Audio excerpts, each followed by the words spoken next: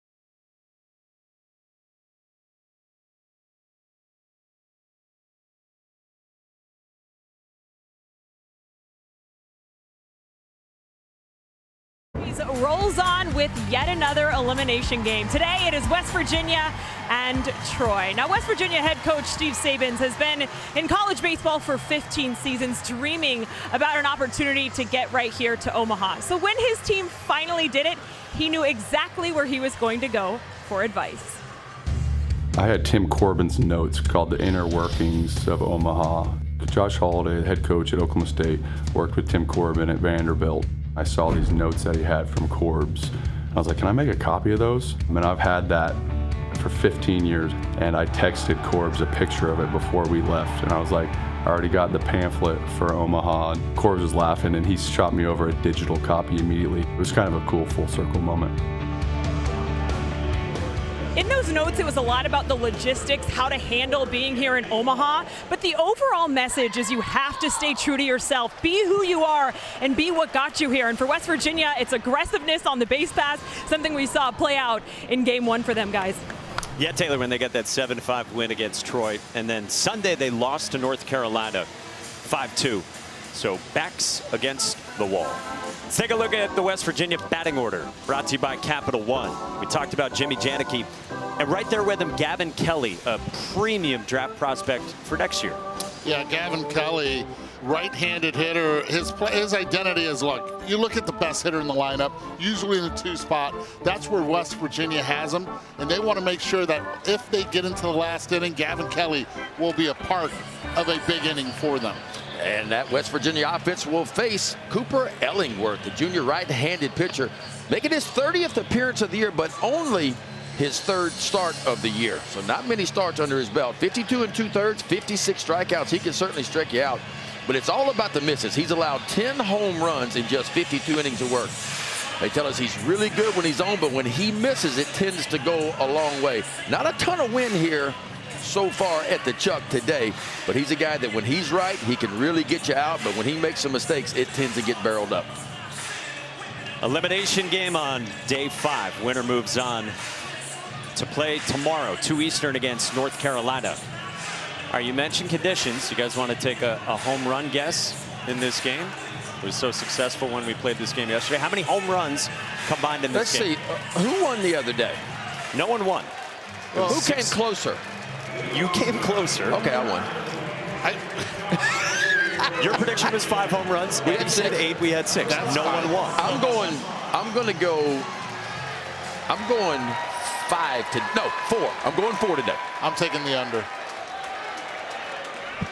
Call it 3. I'll say 2. Armani Guzman leads off. He has 1 this year. 90 for ball 1 from Cooper Ellingworth. How fun has Armani Guzman been? He had that straight steal of home in the bottom of the 1st inning when these teams met on Friday. Said it was the first time he had ever done it in a game. Said he had done it in scrimmages, inter squads in the fall and in the spring before. He plays fast, and Troy has to be ready if he does get on base for anything. It could be a secondary type of steal, a delay steal. Rolls one into right field, a base hit. And Armani Guzman is on with all of that speed. All of that speed, 39 stolen bases coming into this game. He is looking for 40. I'll tell you that right now. And getting on base, it could be quick that he gets it. Let's see how Ellingworth is able to hold and mix his pitches on the way home. Yeah, this matchup could very well favor West Virginia. And the reason I say that, Ellingworth typically throws about 65% fastballs. If you look at what West Virginia has done against hard stuff this year, they're hitting .337 against hard stuff, fastballs and cutters. And so they're a team, and you start to spin them a little bit, and the batting average goes down to .267. So will he pitch a little bit differently today than what he typically does?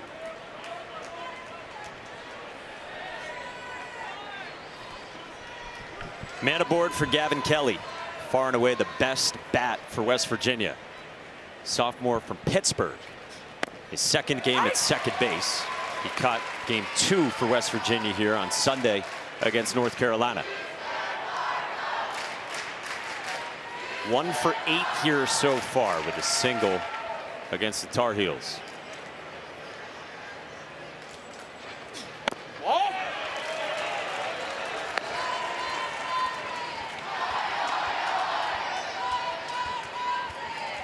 Two different positions for a guy in Gavin Kelly, who's a middle infielder coming up. He really could play shortstop for this team, Steve Sabins was telling us. But they didn't want to bounce back and forth with who was playing shortstop every single day. They wanted one guy. And so Kelly, if he wasn't going to catch every day, it made more sense to have him also play second. Really quick bat in and out of the zone. Okay, that's his A move right there, and that's what Armani Guzman wanted to see. Saw two mediocre moves already, but that last one, quicker feet. Love the positioning where he's at. He's in the back part of the bag, giving himself an opportunity to tag that bag with his right arm extended in the back part. Ellingworth doing a pretty good job right now. He's not a big guy. Only 5'11" is Ellingworth. So it doesn't take him very long to get that ball to home plate. If you watch him, it's a little bit of a slide step. So he's going to give Janicki an opportunity if Guzman decides to run.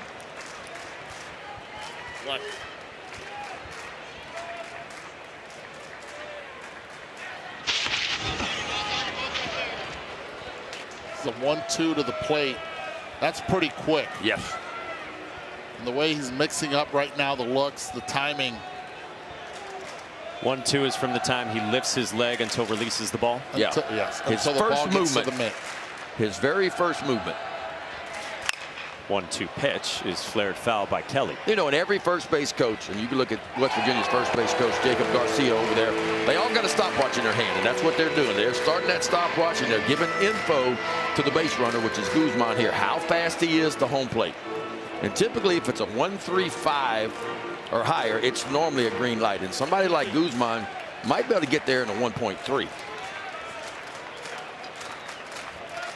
Pretty big lead. 1-2. Curls outside. We got 3-2, right? In terms of pitch mix for Cooper Ellingworth, his breaking ball has been good. It's also been bad at times. And then recently, he's throwing a ton more changeups, even right on right, which he really hadn't done all season. 2-2. And there's a right on right changeup. I think Kelly thinks he struck out. Janicki, you can hear him saying he caught it. I caught the ball, he said. I think it was a foul tip, and then did Jimmy Janicki catch it or not? Let's see. He trapped it. Definitely a foul, and he trapped it. Yeah.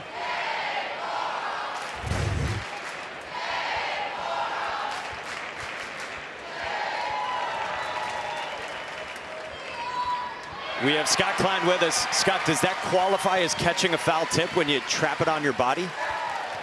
Yeah, it went straight to the catcher's body. Doesn't have to hit his glove. And they're going to come out with a catch here. Scott, can you remember seeing a lot of those before? No, I haven't. Matter of fact, that may be the first one I've ever seen. Me too. That's incredible. How about honest Gavin Kelly, too? He knew it. Fellow catcher giving some credit to Jimmy Janicki.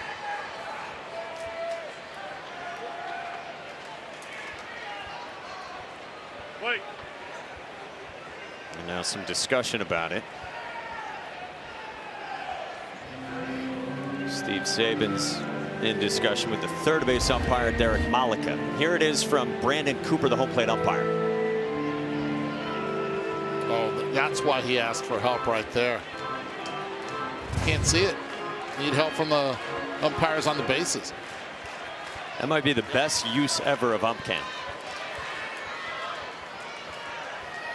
So after all of that, guys, 1 on 1 out for the 3-hitter Paul Schoenfeld, and Guzman still a threat to run at first. Paul Schoenfeld, a 5th-year senior, transfer from Division II Colorado Mesa.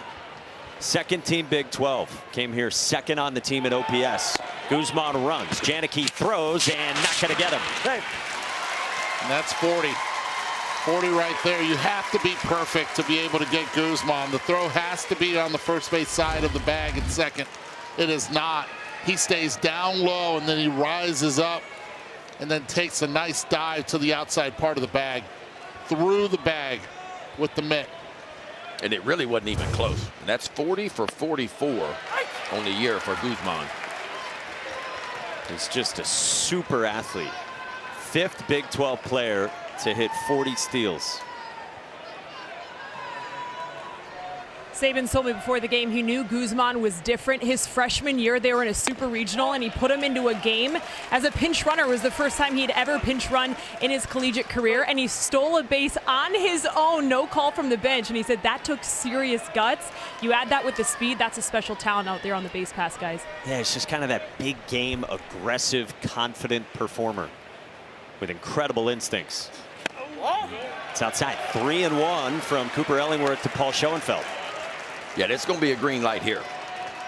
And again, Ellingworth throws typically a lot of fastballs, 65% fastballs. West Virginia, a very good fastball hitting team.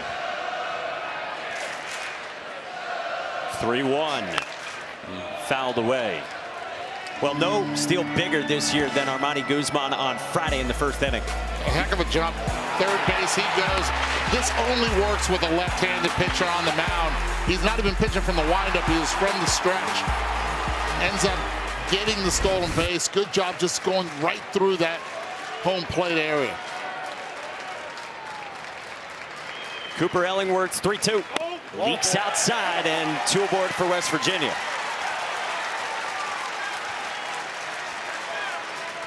West Virginia's been a pretty good hitting team this year with runners in scoring position. Matter of fact, they came in hitting 300 on the season with runners in scoring position. But here in Omaha in 2 games, only 3 for 18. They've struggled a little bit in that department.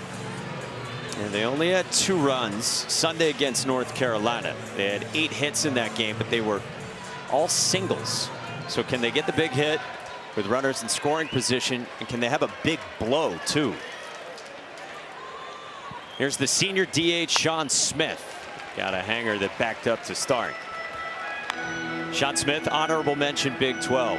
He swung a good bat here Friday against Troy. Couple hits, including a rocket home run that left his bat at 109 miles an hour to the pull side. He walked and singled on Sunday against Carolina.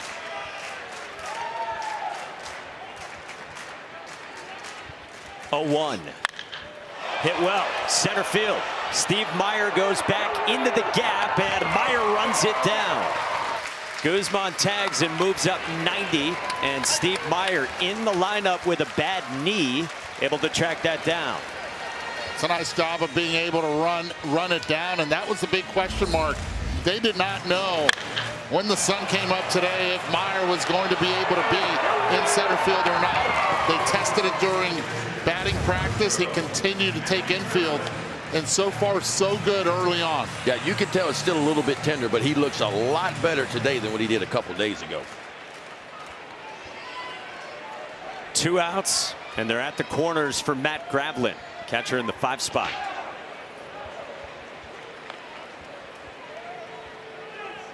Gravlin, the transfer from Ohio State, spent 3 years with the Buckeyes. Between both schools, a 4-year starter. 2 singles here plus a walk in 2 games. That's the good version of the breaking ball that Skylar Meade wanted to see. And I'm telling you, he's going to need it today. Ellingworth is going to need the breaking ball. 2 different breaking balls, the curveball and the slider. The odd thing is they're hitting 417 off the curveball, but it's got a big time swing and miss, which goes to the point of when he's good, he's really good. When he makes mistakes, it tends to get barreled up.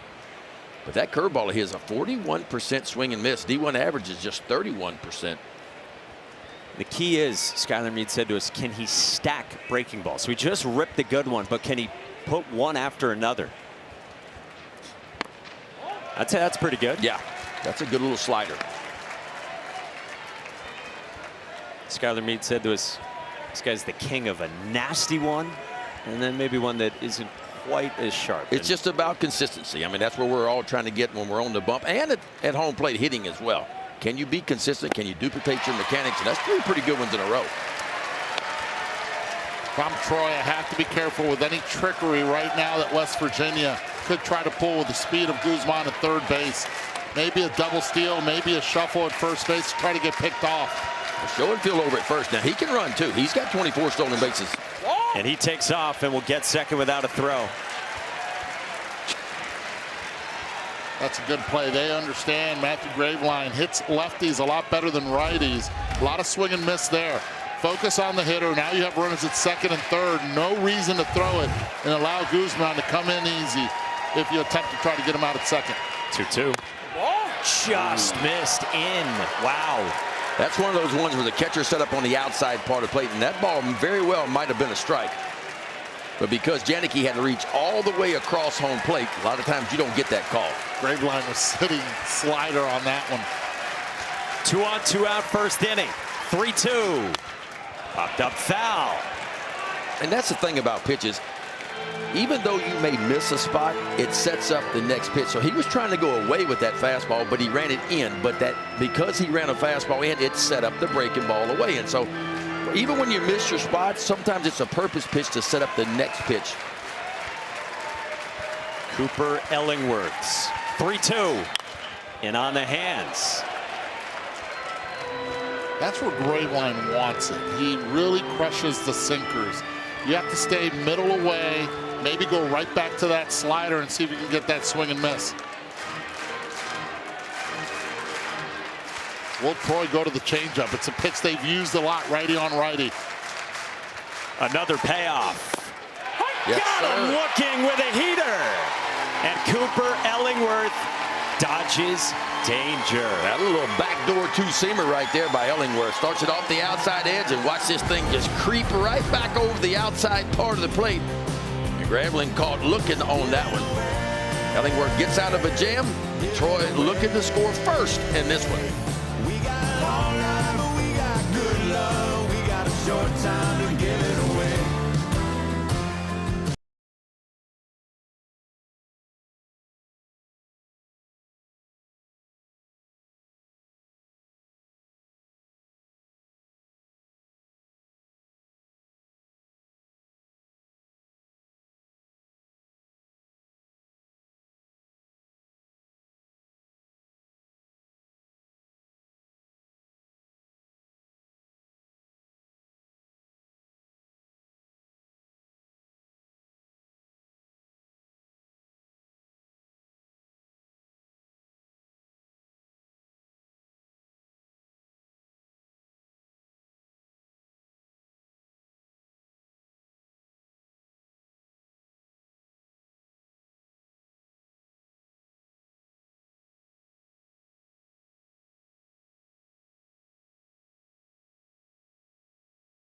College World Series. Troy hopes to extend its stay at its first College World Series. Now I think we have a balk called. Disaster for Ole Miss.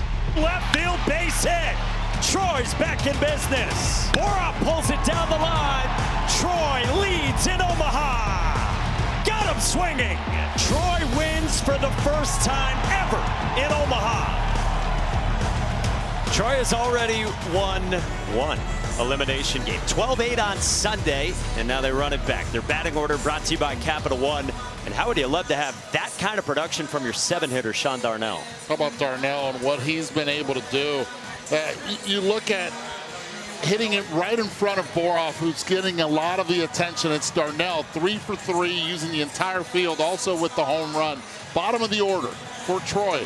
Very dangerous. There's no break and let up in this lineup. And that Troy offense will face the junior right-hander, Dawson Montesa, making his 19th appearance, his 15th start of the year. It's a big arm. Fastball is going to average 95. It'll tick up even higher than that. And, boy, he likes to throw that fastball at the top of the zone. It's got a lot of ride to it. His best off-speed pitch is the curveball, his best swing and miss pitch, and he really used the slider a lot more the second half of the season. The pitch that he worked really hard on, it's become a real weapon for him the second half of the season. He is super athletic. Transfer from Division II Adelphi University on Long Island, where he was an All-American. Yeah, he set the program record last year at Adelphi. 105 strikeouts and a very good ERA, 1.99. His 1-0 to Aaron Piasecki. Knee-high strike at 94 to the shortstop, Central Michigan transfer. First-team Sun Belt, who had a couple hits in that comeback win we showed you on Sunday against Ole Miss. Yes, he did. They were down 6-2 to the 5th inning on Sunday against the Rebels, and they stormed back. 4 runs in the 7th, 3 runs in the 8th, and they got a heck of a pitching performance from Noah Thigpen to allow time for that offense to get in gear. Guys, Piasecki this season striking out only 24 times, 39 walks. This guy is an on-base machine, really good eye, and that splitter that he threw him on the second pitch got him a little bit off balance. Got to keep an eye on that pitch all afternoon. Chopper foul. Oh, Skylar Meade with the pump fake in the third base coach's box. Shaking out that left arm of his. On a reconstructed shoulder from many years ago. Wouldn't it be nice to have as much energy as Skylar Meade has? Oh, man. 1-2. Flicked into left. Lumsden toward the line. Nicely done by the veteran left fielder. How about the scouting report on that one? Left fielder right there, exactly where he's supposed to be. Lumsden getting a good jump, understanding the foul territory of this ballpark, playing in a little bit with 2 strikes. Pitch him away, play him away. Brings up the 5th-year senior Josh Pine, and he might be fresh out of the restroom.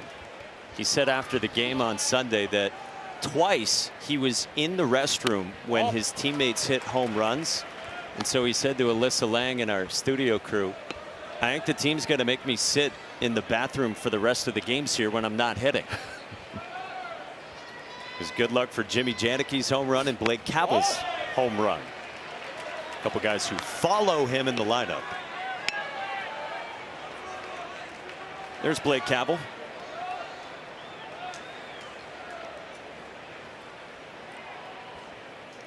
.2-0 from Dawson Montesa is yanked outside. Montesa had 2 appearances in the Gainesville Regional, or I'm sorry, in the Morgantown Regional. Remember, he started through 122 pitches, and the very next day came in relief. Yeah, came back with 11 pitches in that 10-inning affair against Kentucky after he'd gone 7 1/3 the day before, and he got him 2 outs. Coaching staff was telling us it was heroic from Dawson Montesa, who basically fought everyone in the West Virginia building to get on the mound. Well, we'll see relievers throw back-to-back days, or maybe 3 in a row, but for a starter to give you 122 pitches and then come right back the next day, that's big time. Now Blake Cabell, senior from Australia. The rare guy who got to do a post-game interview with Taylor McGregor despite a 4-strikeout day at the plate. But he hit a key home run in that game. Oppo, like we said, in the 8th inning on Sunday. And he's perhaps the best personality in the field. Ball and a strike on Cabell. Precious fastball, struggles with anything that has movement. That's why they started him off with that curveball. They went straight back to the heater right after. Gravelin handcuffed. It doesn't affect Pine. Tell you what we're seeing already from Montesa is a lot of split finger fastballs, and it's a pitch that really, talk about that start that he had in the regional. He threw 36 splitters in that start. He'd only thrown a total of 54 splitters the entire season before that. And you can already see so far today he's throwing that splitter a lot. That's the good breaking ball there. That's that big downer, and it actually measures as the singular curveball that has the most depth of any of the pitchers on the 8 teams here in this field. field. It's late too because of the spin rate. Spin rate is 2,650 on that breaking ball. And what does that mean? That means it's a tight spin, hard for the hitter to pick up the spin, and it's got late break to it. Average big league curveball spins around 2,550, 2,600, so he's above that. He hasn't been totally sharp with his command so far. 3-2 to Blake Cabell. Up the ladder, hung on to the throw down to second, the tag. Not in time on Josh Pine.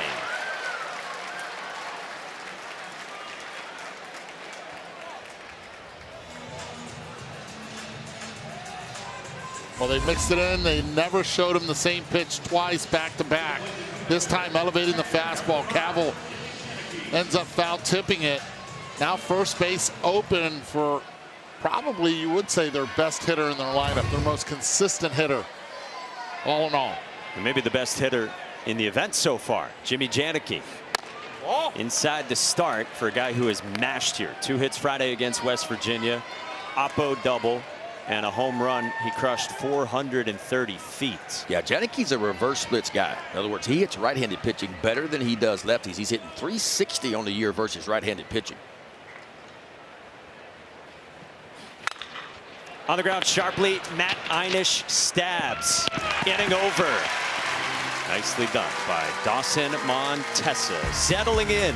Scoreless through 1 in this elimination game.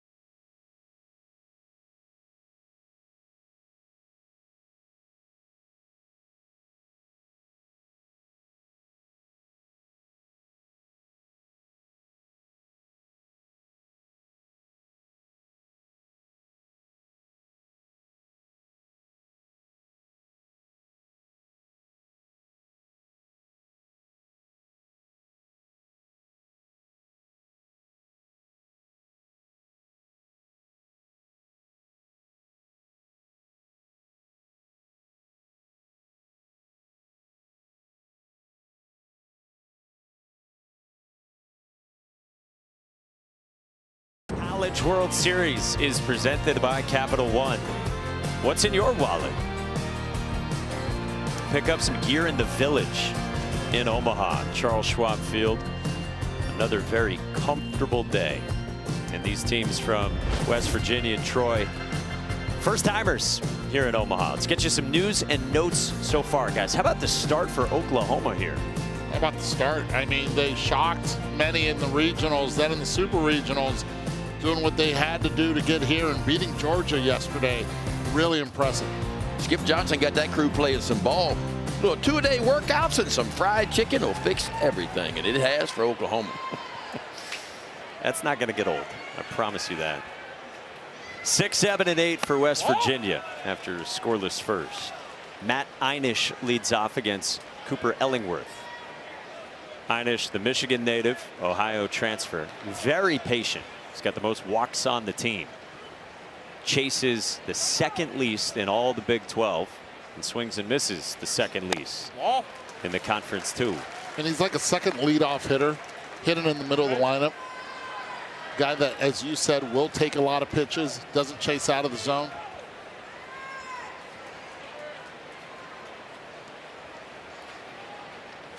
What did you say the other day? A leadoff hitter disguised as a 6-hitter? Yeah, that's exactly what he is. And you end that lineup in at least now in the top half of the second inning.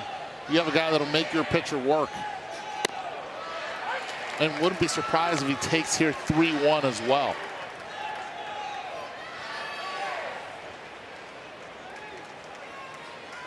After a 25-pitch first inning for Cooper Ellingworth. 3-1. He does take. It's down, and it's the second walk issued by Ellingworth. Ellingworth, a transfer from South Carolina upstate. Pitched a lot there in 2 years. I mean, this is a guy who's experienced. He's got more than 150 innings in his career. Yeah, a lot of experience, but most of that experience is out of the bullpen. UC Upstate his freshman year, 23 appearances, only 3 starts, and in 23 appearances his second year there, only 4 starts. So not a lot of experience with starting, but a lot of experience on the mound. Brody Kresser cues one behind the second base bag, and Aaron Piasecki's got it for the first out. Kresser had one of those real costly errors for West Virginia on Sunday. They got a rare error from Tyrus Hall over at third, and another error from Kresser on what might have been a double play ball in that 7th inning. North Carolina Scored 3 unearned runs in that 5-2 win for the Heels. Ben Lumsden now in the 8th spot. Native of Simpsonville, South Carolina. He's a cool story. He's the answer to the trivia question in West Virginia program history, who has the most career postseason RBIs. It's your 8-hitter Ben Lumsden with more than 20 of them. He just never really could stick in the lineup over the last 3 years. In and out, a lot of talent, but hadn't put it together. And then Steve Saban said to us about 5 weeks ago, it kind of clicked for Lumsden. Hey, I might not be playing pro ball in the future. I got nothing to lose. Let's just go enjoy this. He's been great. So far for Ellingworth, a lot of arm side miss. And then you look at Lumsden, his bat path, he could hit it the other way without a problem. You got the shift on. Big hole to the left side of the field. How about that? A good little change up.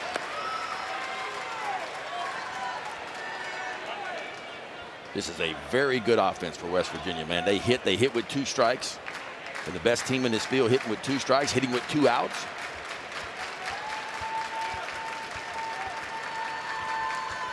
One-two. Lumsden strikes out. Really good changeup again, and there's 2 away. That thing just exploded left to right by Ellingworth.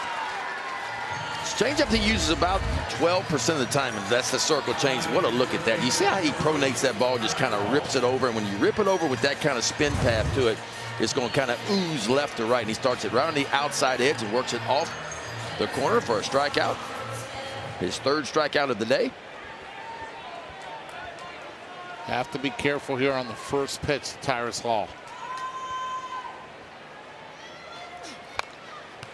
He was hunting. Yeah, all intentions. Went with a breaking pitch.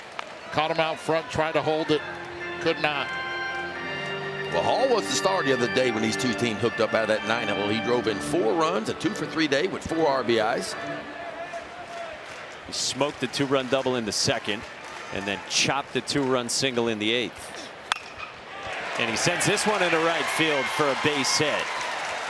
2-out single. Tyrus Hall again out of the 9th spot, and 2 aboard for West Virginia. Same pitch, sees it, makes the adjustment, and then sits on it. Bottom half, really good control to allow the ball to travel and just go the other way with it. Pitch stayed up. That's the way to get on base, roll over the lineup for Guzman. 2 on, just like in the 1st inning for number 16 West Virginia. Guzman singled to right his first time to begin the game. First pitch, Trickler. He can really run. Sean Darnell's got to hurry and got rid of it in time. Inning over. So West Virginia has stranded 4 in the first 2 frames.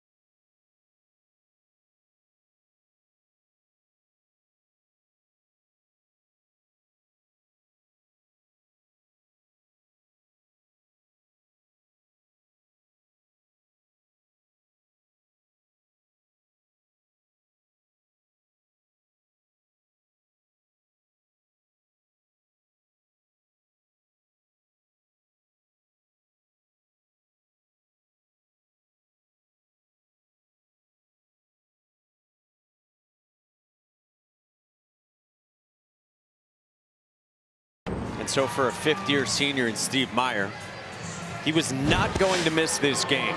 Although, here's what happened the other day. 2 days ago in the 5th inning, running down a ball against Ole Miss in right center. He hurt his right knee and then eventually had to come out of this game because he just couldn't go fully.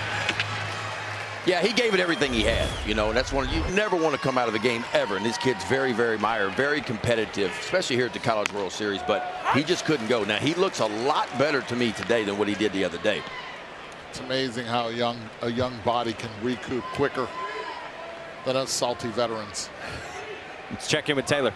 Exactly, to your point, guys. No, but I asked athletic trainers about what they had to do, and they said, honestly, he's such a tough kid. We didn't really have to do anything outside the norm, but they said, we did opt for just tape instead of a brace. A brace can be a bit restrictive, so they do have tape on that right knee today. Amber McNulty is the trainer for Troy. She's been busy. They got some pitchers who are dinged up. And Steve Meyer. Yeah, veteran pitchers. She gets them ready, though. Well, and the truth is this. After, what, 60, 70 games, there's nobody that's 100% right now. Everybody's a little bit nicked up. Are you 100%, Ben? Never. When I was 12, I was. Not since then. Last foul. 2-2 from Dawson Montessa. You see, Montessa's got that ride to his fastball. And so he likes to throw the fastball top part of the strike zone and then that big overhand curveball behind it. That's what he typipally does best. Now, he's been leaning a lot on the splitter, too, today.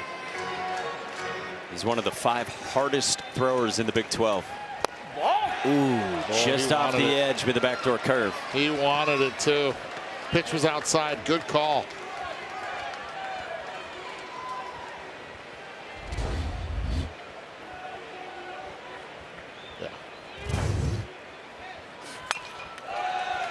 Man, it's a real arm for a guy who came in from D2 Adelphi University on Long Island. And there's more that body can handle when it comes to weight, and he's only going to get better and better and stronger. So look for more velocity from Montessa as he continues to grow. Wow. That's confidence in that breaking ball right there. 3-2 pitch. He just bends that breaking ball in there. I mean, look at this. His freshman year, guys, at Adelphi, an ERA in the 7s. And now he's pitching in the College World Series. That's figuring it out. Another 3-2. Oh, locks up Steve Meyer. That is filthy. Come on now. How about spin them if you got them? Dawson Montessa, you can't throw a 3-2 breaking ball, folks, any better than that right there. Just locks him up to the backside. And one away. Hey, for the latest news, insight, and in-depth analysis from the Men's College World Series, go to NCAA.com, the official online home for all NCAA championships. Now Drew Nelson. Splitter for strike one. It's really cool how West Virginia found Dawson Montessa. They had heard from a scout that there was this kid at Adelphi throwing 92 to 94 and hitting 95 occasionally, but Adelphi didn't even have any video that West Virginia could watch of Dawson Montessa. They didn't have TrackMan or Synergy, so there were no numbers that they could look at either. But Steve Sabins and his staff got word from those scouts, and Steve Sabins said to us this morning, because of that, it was kind of like the ghost of Dawson Montessa for a while. Yeah, it's very rare with all the games being on TV and the digital stuff that goes on that a kid can halfway hide sometimes in places, but he clearly was hiding.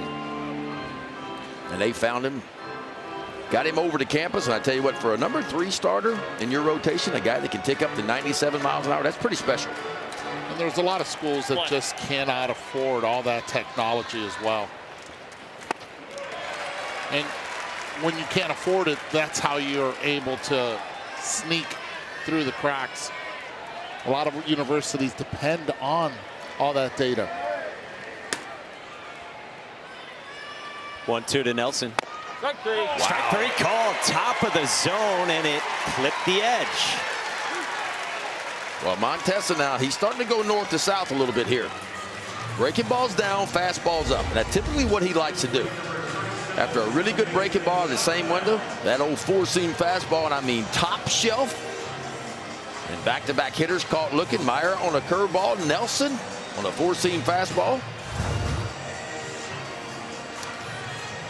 If he dominates up there, think about in the 80s when Doc Gooden used to have that fastball up in the zone, and then you used to throw that 12-6 curveball really hard to pick up. It works, man. And with the spin rates make it go. I mean, obviously, hitters hit off a spin, right? And when you got a high spin rate fastball, even though it's spinning totally different than what a fastball spins, a hitter has a hard time picking it up because the spin rate is so quick. It just looks like a red fuzz coming.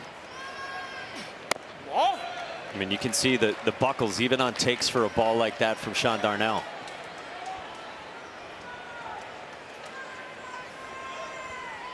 Darnell 3 for 3 against Ole Miss Sunday. 2-run home run that he pumped 416 feet early in that game. Had a 2-run single in the 5th, another single in the 8th, plus a walk. And for good measure, he got hit by a pitch. First player from the bottom third in the lineup to get aboard 5 times in a game at the Men's College World Series since 2009. Just misses in. 4-pitch walk to Sean Darnell. Pretty tight zone so far. Brandon Cooper, home plate umpire.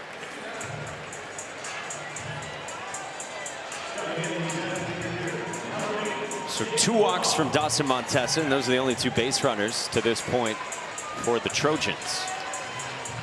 And here's one of the hottest bats in the country, Jabe Boroff. And a really good fastball hitter at that. If you're going to throw the fastball, you have to elevate against Jabe. If not, start throwing Uncle Charlie a little bit more.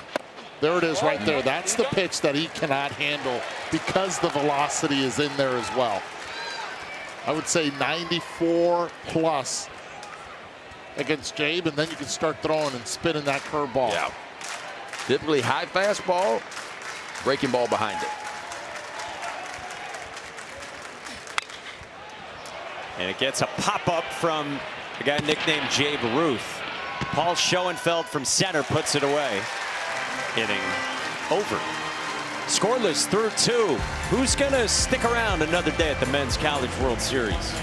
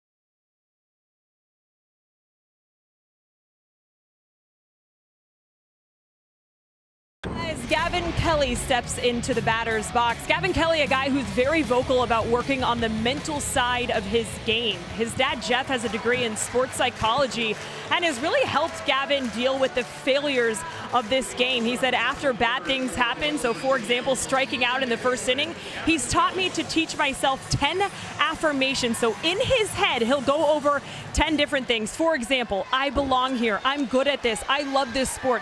He'll go over those in his mind. That's how he stays locked in, and it's really helped him to be the best hitter in West Virginia this season. Well, he's got another hit right on cue, Taylor. And that tracks with everything we heard from Steve Sabins, who said to us that Gavin Kelly has this deep-seated belief like J.J. Weatherholt, that Gavin Kelly can be the best in the world and is going to be a big leaguer. I just want to know the 10 affirmations that Big Ben gives before the games as well. This is a really good first pitch. Slider stays up, and he's able to get on base with one swing. Well, West Virginia's done it. I mean, all 3 leadoff hitters so far have reached. Yet to push across a run. I will say that this slider is dirtier than a Bourbon Street martini. That's at least one of the 10 affirmations. We could come up with a top 10. My hair will be perfect, like it is every day. Paul Schoenfeld takes down 2-0 from Cooper Ellingworth, who has danced around traffic early. Paul Schoenfeld had the dramatic regional home run in Game 6 a couple weekends ago in Morgantown to keep West Virginia alive. It earned him another game the next night against Kentucky. That was a winner-take-all that West Virginia walked off with Armani Guzman. Schoenfeld had that big swing the day before. He told us he blacked out, and he remembers getting to the dugout, and he saw his father, Greg. They looked at each other, and they both started crying. One of the biggest moments of Paul Schoenfeld's life.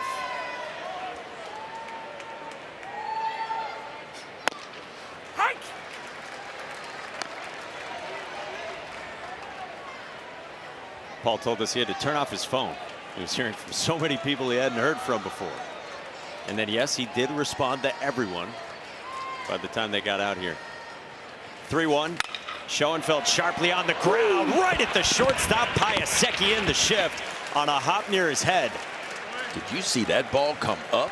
That's a heck of a play right there by Piasecki. Great reaction, and oh, by the way, realizing that he had to go to first after it. But it all starts because you stay down on it, and it's easier fielding to go up than it is to go down.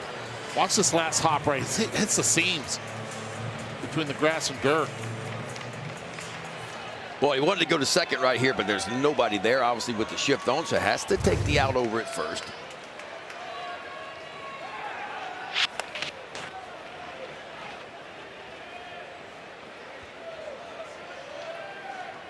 So Kelly's in scoring position for Sean Smith, cleanup man and DH, who flew to center sharply his first time. Fifth-year senior. Cuts through that slider.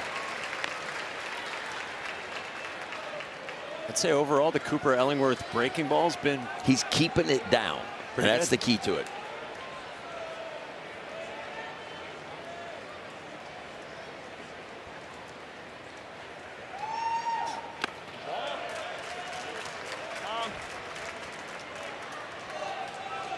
Skylar Meade had told us the other day with Ellingworth that they were going to use him as what they called a float starter. Maybe come on in relief over the course of their first few games, or maybe doing what he's doing today, get a start here. Right on right with a changeup.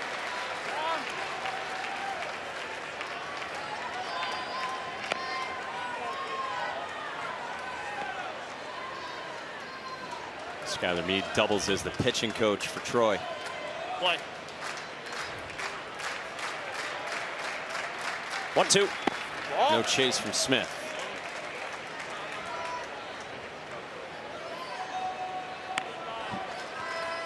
A few of those changeups from Ellingworth, and that's been the new pitch for him. He broke that out in the regional in Gainesville against Florida and threw 30% changeups, the most he had done all season. 2-2. In on the hands, foul. Yeah, had some arm side run to it. 2 strikes you have to be able to protect. And then how about right on right changeups, something that we've been talking about over the course of our 5 days here. And they just started throwing a lot more of them in the regionals, and it seems to work, and the confidence and execution has been on point for their staff. 2-2. Non-competitive full count.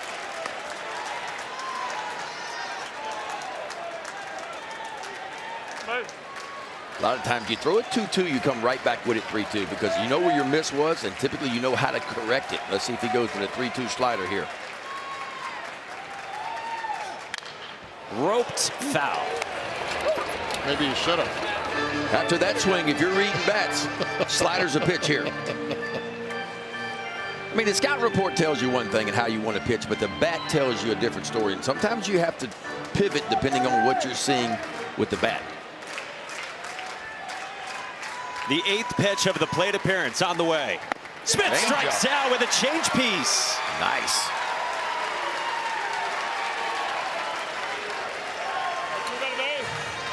As a hitter, you just do not think about it. You're looking fastball, slider. You recognize the arm and you're thinking, okay, this thing is coming straight with velo. Great job in selling it with the arm speed.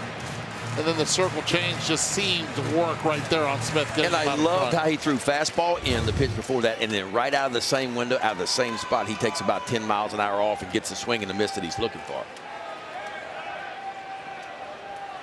It's the best pitch, the most challenging pitch for a hitter if it's executed just like that. Cooper Ellingworth has handled traffic throughout the start of this game. 2 outs again in the 3rd as he faces Matt Gravlin, who ran it full his first time before he struck out looking on a heater. Gravlin's made some adjustments the last 3 weeks. He's kind of figured out how to hit inside the ball.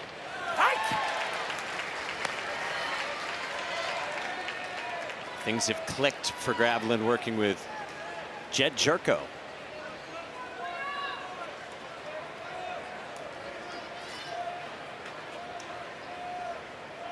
One.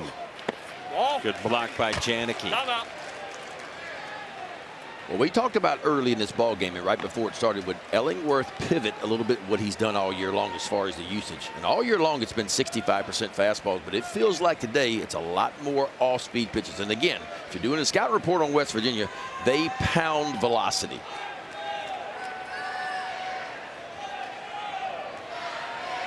Two-one. Pulled down the line in left by Gravlin, and this bangs off the wall. West Virginia strikes first in this elimination game. On the books and by the numbers, a really good sinker ball hitter. This ball running in stays up and is able to bring the hands in. If you remember the first at-bat, he strikes out looking on a pitch up in the zone. They try to elevate. He meets them at the front door and is able to keep it fair. West Virginia taking an early lead in this one. Boy, was that a beautiful move to the baseball, too? I mean, he got his hands in so tight to his body to get the barrel to it. And that's that big base hit West Virginia's been looking for. Runners in score position. They've struggled a little bit here in Omaha.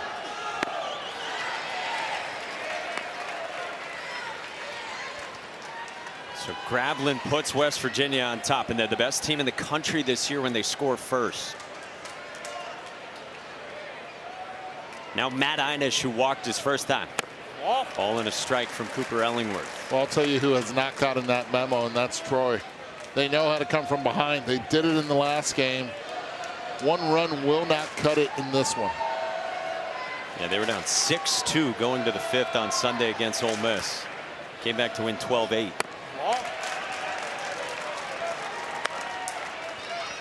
Taylor asked Blake Cavell, what were you guys thinking going to the 5th? And he said that we had 5 more innings left. And he was right. That's how the math works. 2-1. That's down 3-1 on the ever patient Einish. And last time up, I said 3-1. He's taking. He was leading off. Now there are 2 outs. If he sees a cookie right down the middle, he has to be aggressive. Try to hit it right back where it came from. That leaks. 3rd walk from Cooper Ellingworth. 60+ pitches. This will get a visit from Skylar Meade.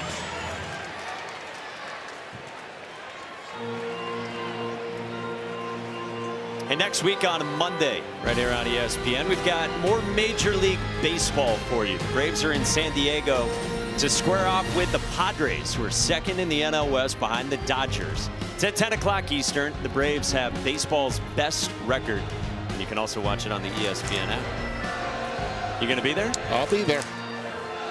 What do you got so far on the Braves and why they've been so good? I'll tell you what, a lot of people did not think they were going to be that good starting the season with all the injuries, but they have turned it around. Starting off hot. The offense has worked. For West Virginia's offense, 1 run so far. 2 more on. 2 out and Brody Kresser in the 7 spot. Ooh, slider called a strike. Kresser popped to short his first time. 5th-year senior from Jessup, Iowa, about 3 or 4 hours northeast of here.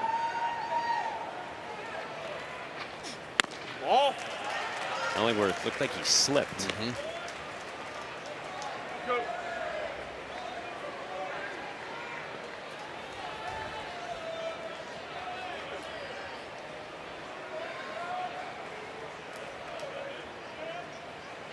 The 1-1. That's down and away. 2-1 on Brody Kresser. Light tossing in the bullpen has begun for Dylan Alonso. Skylar Meade told us this morning would definitely follow Cooper Ellingworth regardless of what inning it is. Swing and a miss. Right on right change. 2-2. That pitch has been really effective for Troy this entire postseason. Right on right, you're looking dead red, number 1. Great call from the bench.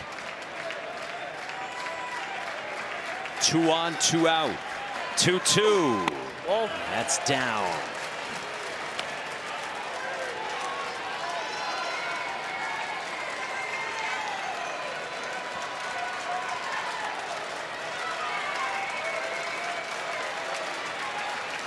Cooper Ellingworth ready.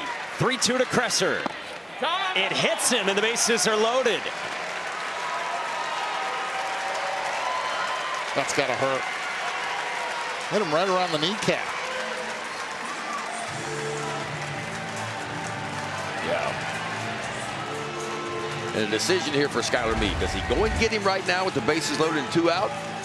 Or does he give him 1 more batter?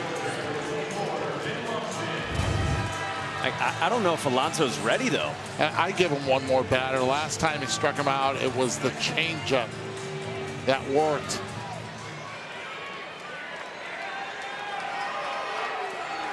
Ben Lumsden's the batter. Senior who's been clutch in the postseason, and another changeup to start. Yeah, hasn't been able to make the adjustment. That's the 3rd consecutive changeup that Lumsden has seen. Going back to the last at-bat. 0-1. This one caroms away. Runner bolts to the plate and scores. Wow. Matt Gravlin aggressive. 2-zip Mountaineers. I love that read right there. And Eddie, you know this. I mean, a good base runner, you don't have to be fast. It's about reaction time and about being on the balls of your feet when the ball crosses home plate if you're third base. And you see that ball kick away. And how far does this ball get away from the catcher, Janicki? What, about 10 feet maybe? But because of a good read, he comes in and scores easily. How many catchers do you see do that? Scoring from third, anticipating and understanding that the ball goes to the right, there's no chance most likely that you're going to be able to get back. I mean, most guys don't score on that pitch right there. That's heads up base running. That wins championships. Now 2nd and 3rd with Einish and Kresser moving up. Another changeup. Ellingworth has totally pivoted from what he's done all year long. I mean, it has been heavy off-speed pitches in this ball game. Again, he typically throws 65% fastballs, but he is nowhere near that today. 1-2. Lumsden floats one down the line, foul. I think it's time to elevate a fastball just out of the zone, just to take him off that change.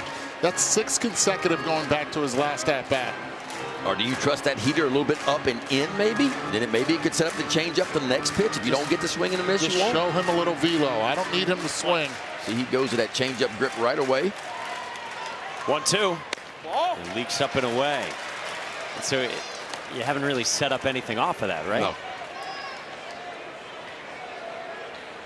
And I've not seen many fastballs period, and hardly any fastballs to the inside part of the plate. So if you're West Virginia, you're hitting right now, toes up on the plate, looking middle away.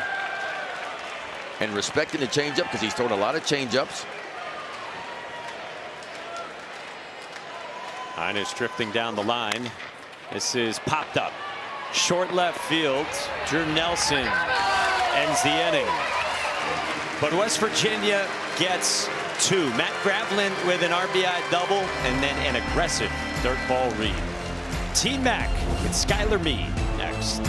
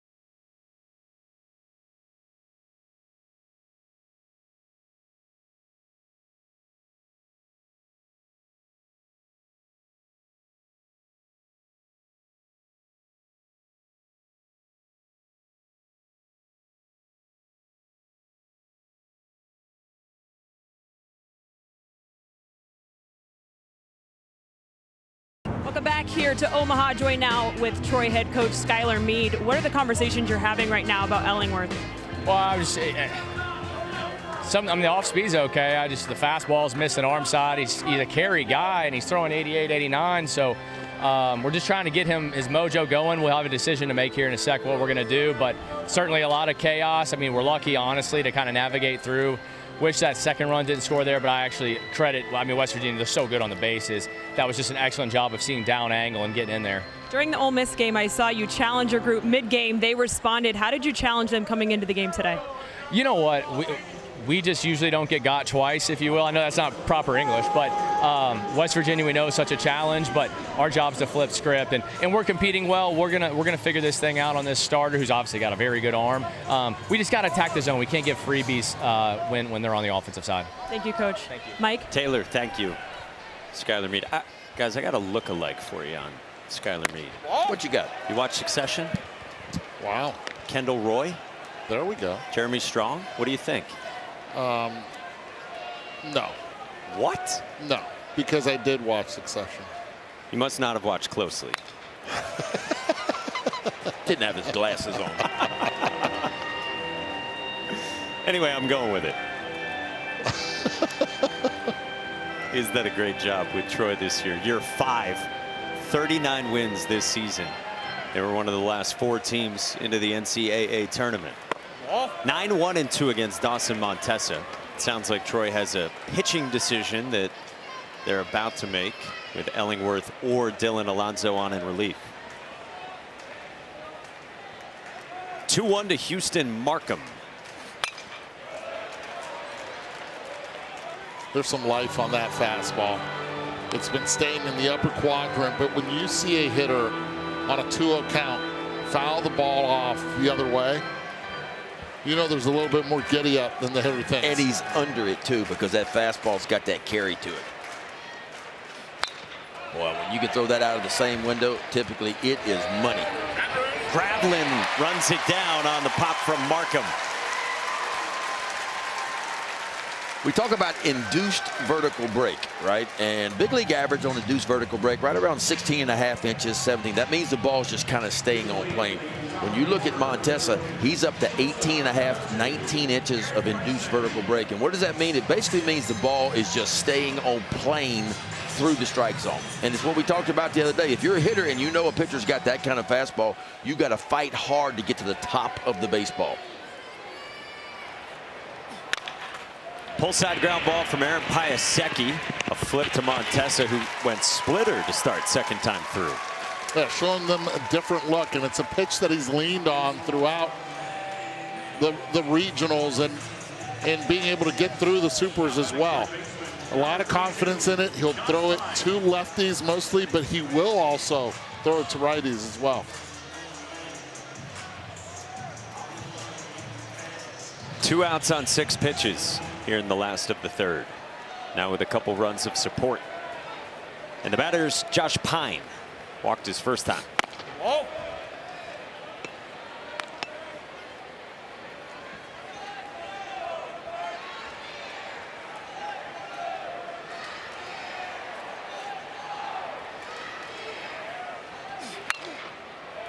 Josh was telling us the other day, you don't have to be the best team all year.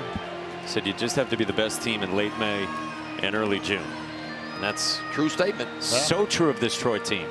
It's not how you start, it's how you finish and who gets hot at the end.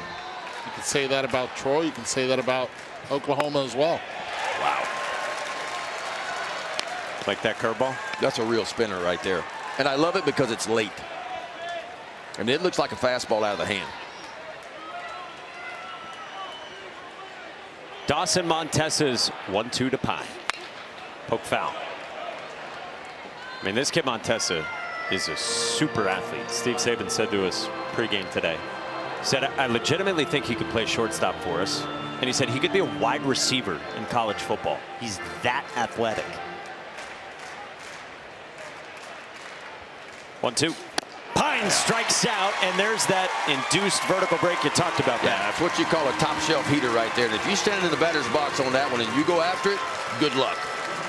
A lot of velocity, a lot of spin rate to it, and right up where it plays the best. And Dawson Montessa, folks, he is doing it right now. That's what you call a top shelf heater and a swing and a miss to get the Mountaineers off the field with a 2-run lead. Taylor McGregor with Steve Saban's next.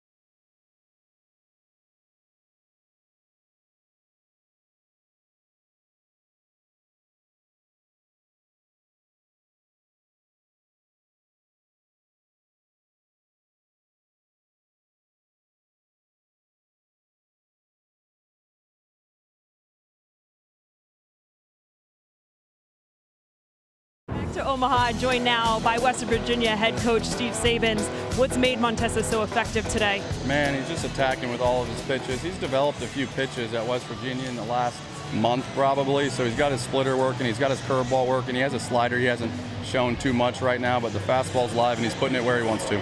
Coach Corbin's notes told you to stay true to who you are. You guys are super aggressive on the base pass. How important is that in this postseason play? It's important, just that's the characteristic and that's our identity of our team, and so doing what we do is critical, and the guys have been really good on the bases. Thank you, Coach. Thank you. Mike? Taylor, thank you. So how about that? A couple new pitches for Dawson Montessa. Meantime, Skylar Meade had told Taylor a decision to make pitching-wise, and he does opt for Dylan Alonso, the big righty.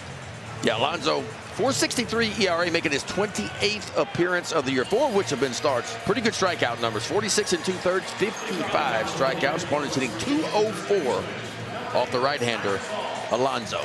Fastball, gonna be a low 90s. He'll tick up in the mid-90s occasionally. Slider, curveball, and a little bit of a cutter as well. Skylar Meade told us the other day that Dylan Alonso is a big X factor for Troy here in Omaha. He said in the regional he got sped up. So he said if Dylan Alonso can handle this stage in this moment, it can be impossible to hit. And he hasn't pitched in 17 days. Last time he went out there, May 31st against Florida, and just threw an inning. Faced 3 batters, allowed 2 runs. The spin for him is typically really good. And all 3 of his spin pitches, I'm talking about the cutter, the slider, and the curveball, well above average when you talk about swing and miss. Yeah, Skylar Meade said to us the breaking balls, he said, are unworldly good. Tyrus Hall in the 9th spot sees a really sharp one.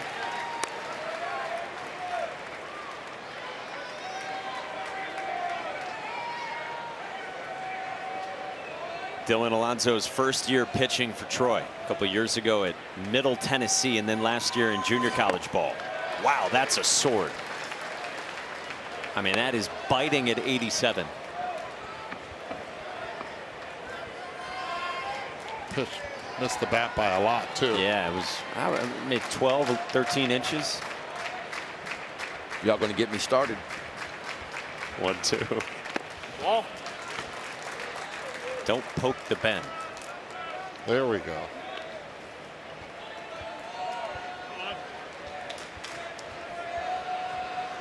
Tyrus Hall singled his first time. Winner sticks around. They would play tomorrow afternoon 2 Eastern against North Carolina and would have to beat Carolina twice. Ball. Good take. And the loser flag half-mast. Ooh, rough here.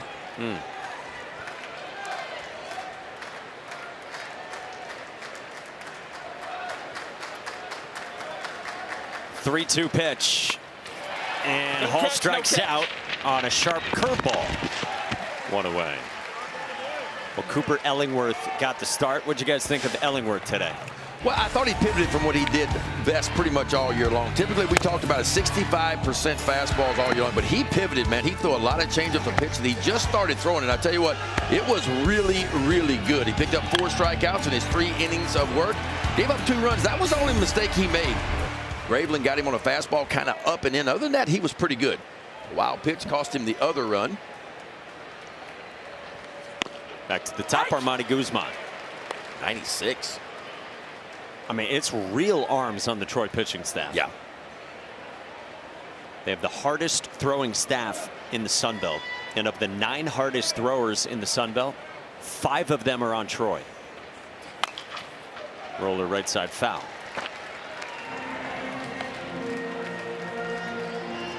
Ellingworth to start in this one after Benjamin Stubbs started the first meeting between these teams on Friday. Then Sunday, Tommy Egan went. Hayden Smith, the 3rd starter for this team, he followed in relief in that second game Sunday.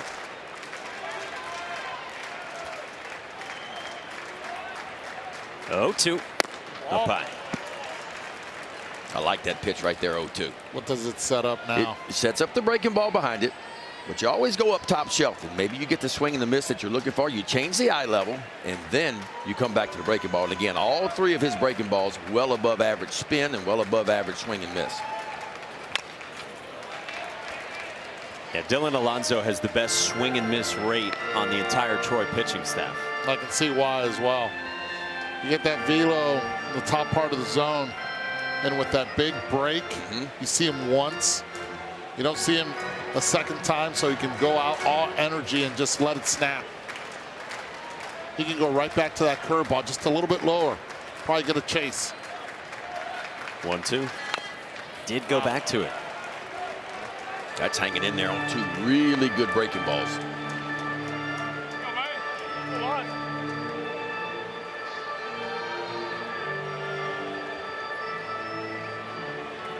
Back-to-back breaking balls, so you think elevated heaters coming again. Slow, slow, fast, one of the best sequences in baseball.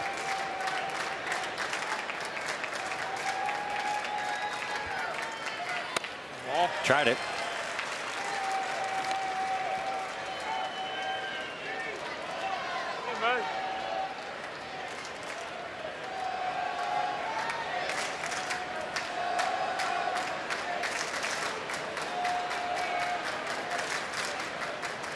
Dylan Alonso ready. 2-2 to Guzman. And just out of the mid of Jimmy Janicki.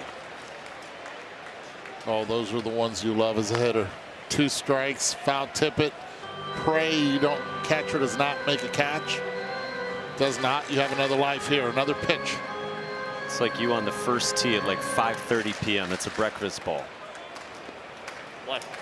Well played.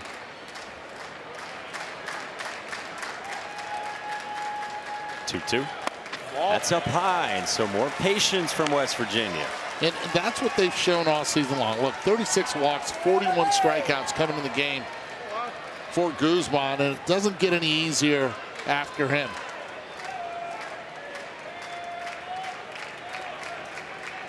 This is the guy you want to make earn his way on the base pass, because when he gets on, he's going to be moving. It's outside.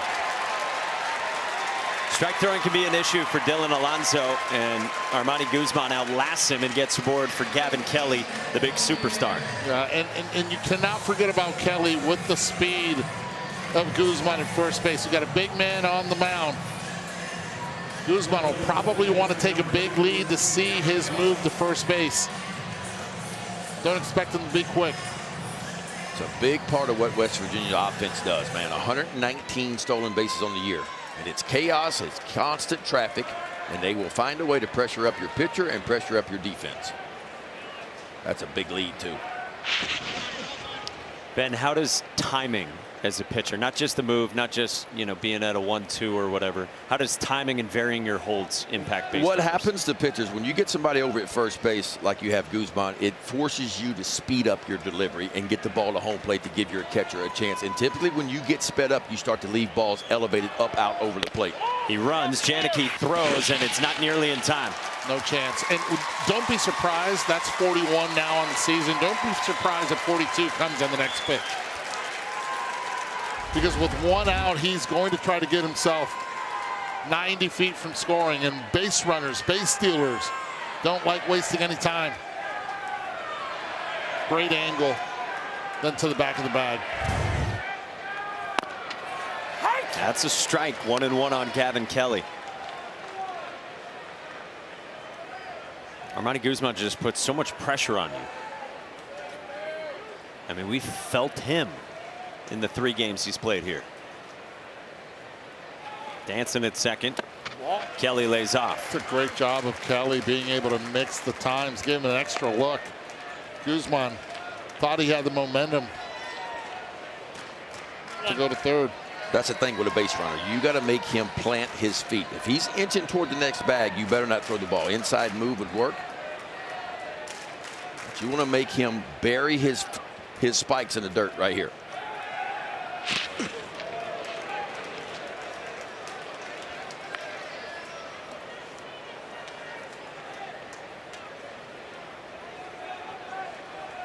Eddie, you asked Steve Sabins the other day what type of green light there is for Armani Guzman. Steve Sabins said sometimes they put a red light on him, otherwise he can run when he wants to. It's time to run. He's going. Janicki not even throwing. You said it. He swipes third too. Needs to get there. You have the lead 2-0. You have your most chaotic runner on the bases. And now that's the 3rd stolen base of the game. Big jump and smart not to throw it. That'll force now the infield of Troy to make it. You have to make a decision. You would think they would come in right here. That's a lot of confidence in your offense right now. Kelly went around on a peel down to first at Jake Uhlenhop. That's close. That's close, but that's huge too. Huge for Dylan Alonso. Runner at third and just 1 out. You get a check swing, call for a strike. Did he go? Yeah, I can see it. I could see that. Yep. I think that's the right call. That's a pitcher saying, yeah, I could see that. And you know what? It could have gone either way. Yeah. So I mean, it's a 50-50 ball. Got to be careful. Any ball in the dirt, expect Guzman to go. Paul Schoenfeld fouls off the first one.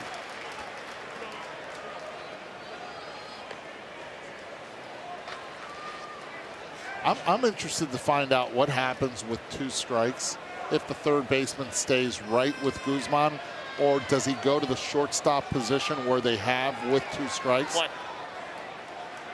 I don't think you can stray too far from Guzman. 0-1.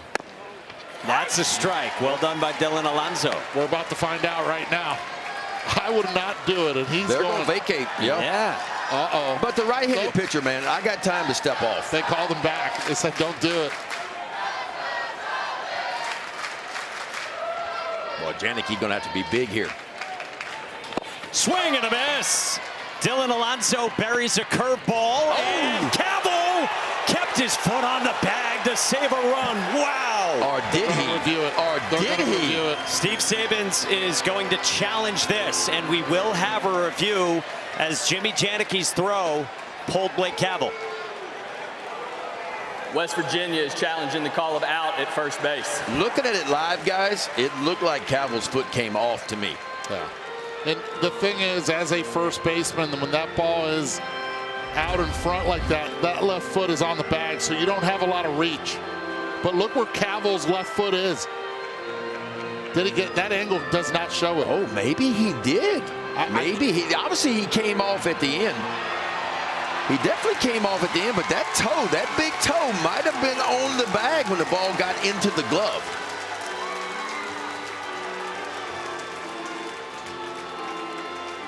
Scott Klein's with us. Scott, that's probably the best look. What do you think?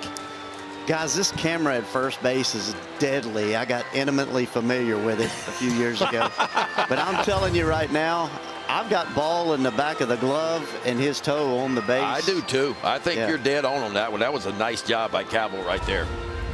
And how about the job by Janicki too? I mean, I know the throw wasn't great, but he had to be big and block a breaking ball in the dirt. He did. And I think we're going to see this one stand. Scott, what are these conversations like as you guys go through this process and you hear things in your ear? It's just that. Is the ball in the back of the glove while his foot's on there? Pretty elementary conversation, to be honest with you. But it's tough. That's real tough. The call of out is confirmed. West Virginia loses the challenge and has one remaining. Get two, you keep it if you're successful, but Steve Sabins is not. And Blake Cavill comes up big to keep this a 2-run deficit. Skylar Meade did bring the infield in, but they keep West Virginia off the board.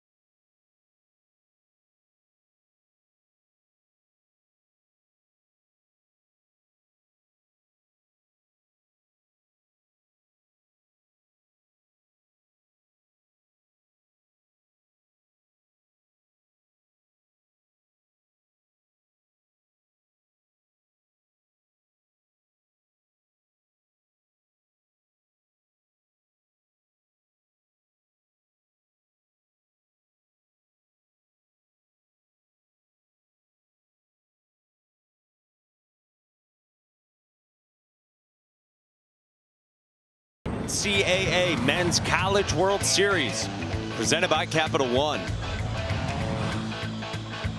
Careers and seasons on the line. Elimination games today. We got West Virginia and Troy going right now.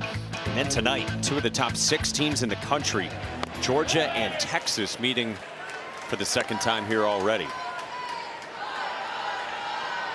With Ben McDonald, Eduardo Perez, Scott Klein, and Taylor McGregor, I'm Mike Monaco, and our whole crew with you. Good curve from Dawson Montesa to make it 1-1 on Blake Cavill. Cavill ran it full his first time and struck out on a heater from Montesa. 2-1.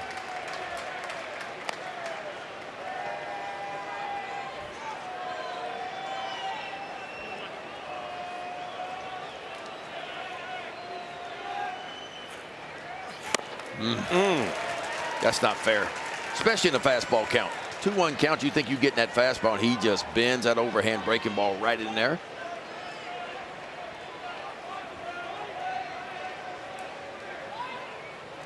Two. Cavill pulls this one down to a knee. That's the pitch that's given him headaches the entire season, and then you're looking at an elite break. right here from Montesa. He's going out to go get it. Boy, he hits that firm front side, didn't he? Left-handed version of Adrian Beltre going to his knees. Ball. I got Uncle Charlie making an appearance here unless he goes up with that fastball. I'll go curve also. Not that anyone asked. 3-2. It's the curve, and Cabell Beltre's one to center at Paul Schoenfeld. One away. All right, here comes Jimmy Janicki, and we've talked about the swing change he made and how his stance is different. We went back to his very last game last season, compared it with what he's doing here. Making adjustments, staying in his legs, and that's the one thing that he has going for him. The consistency is there.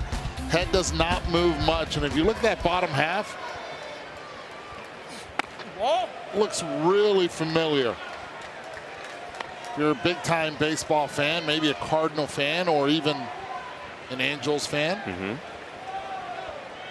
And the number on his back might tell the entire story. The suspense is killing me. How about this right here? Just the bottom half, Albert Pujols. Different, little different angle, but when I saw the bottom half of Jimmy, that's when you're like, oh my gosh, this is Albert Pujols. And Taylor. So when I was talking to him about the stance change, he said a lot of it is about creating angles. There was too many ground balls a year ago, 52% ground ball rate. And obviously we know slug is in the air. So the reason he went to that is to try to get the ball in the air more. And that's exactly what the result has been with that no stride, guys. Yeah, no stride. Looking at Albert Pujols as well and his stance. And Albert created a lot of launch as well, even before the name of launch came into a fashion in baseball. This is lashed down the right field line. That is fair into the corner. Jimmy Janicki continues to mash. 1 out. Double in the 4th. Watch the bat path.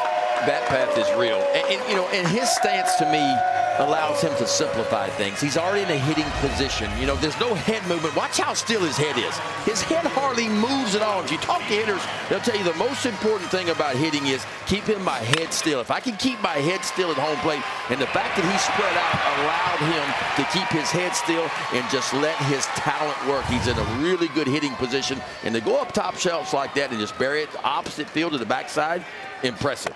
One of the most advanced hitters I've seen in NCAA. That dude's going to hear his name called real early in the draft. Not this year, he's just a sophomore, but in next year's draft. And the first hit for Troy. Steve Meyer strokes one into deep center. Paul Schoenfeld's on the run, and he gets there for out number 2. Janicki to third.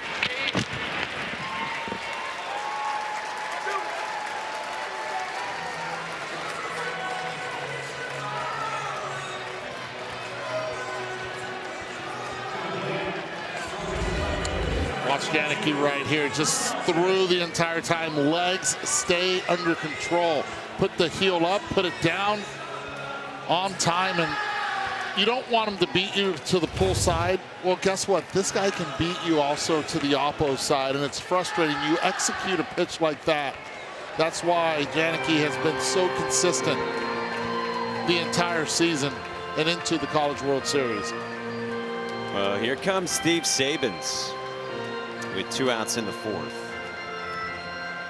Hey, coming up in AUSL action, the Oklahoma City Spark takes on the Chicago Bandits. That's tonight at 7 Eastern. You can catch it live on ESPN2, and you can stream it anytime on the ESPN app. What do you think that visit is right there from Steve Sabins? I think it's just about refocusing, going over the scouting report, let him catch his breath a little bit and say, hey, I need your best stuff right here, right now. Dawson Montesa has been excellent. He's walked 2, but that was the first hit he's given up. And now Drew Nelson, the Troy native. Half-hearted cut, and that clips the catcher, Matt Gravlin. Here you go.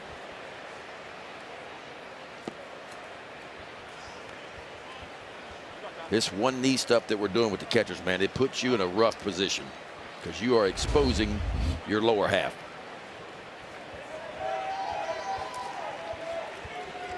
That'll leave a mark. Well, big spot here for Drew Nelson, who struck out looking on a heater up his first time and now has Janicki at third. That's down to Nelson, who started his career at Auburn, there for a couple of seasons as a pitcher. Not able to pitch right now because he's dealing with a left arm issue. But he was first team Sun Belt after learning left field. The 1-1. Up the ladder, 1-2. Here we go, north and south. Couple of splitters, then the elevated fastball.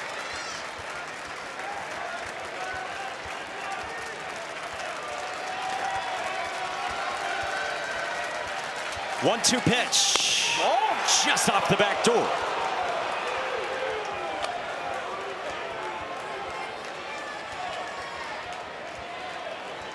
Win or go home in Omaha. Troy's best threat yet. 2-2. Nelson pokes it foul. Look out in the camera well. Hey, took care of that splitter the other way. Now what does he go to? He went to the fastball, then the curveball. He's using that splitter almost like a changeup. It doesn't have a lot of depth to it, but it's off speed enough to get the hitter out in front. Now, if he can create a little more depth with it. Time to elevate the heater? He's got two choices, elevate a heater or the breaking ball. And he's thrown, what, 2 or 3 different 3-2 breaking balls. And you got to think after this elevated heater, he's going to lean on that breaking ball right here and right now. Again, he has the curveball with the most depth of any pitcher in this event. Dawson Montesa's 3-2. Heater again up the ladder. Big time. Big time pitch from Dawson Montesa right there. Goes to his best pitch, and his best pitch has been that elevated heater. It plays good, and it plays even better on the top shelf.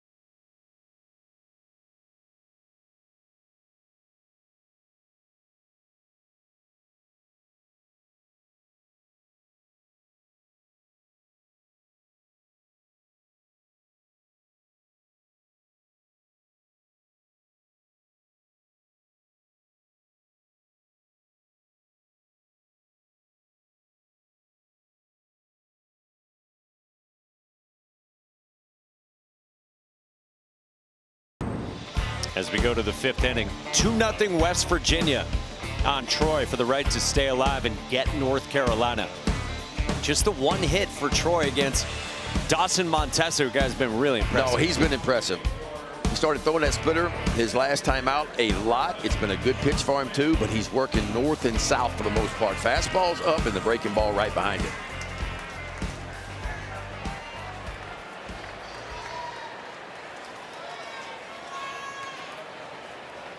First pitch from Dylan Alonso to begin the 5th inning to Sean Smith is strike 1. 4, 5, and 6 for the Mountaineers. And Smith has a fly out to center so far, and then a strikeout swinging on a good right-on-right changeup.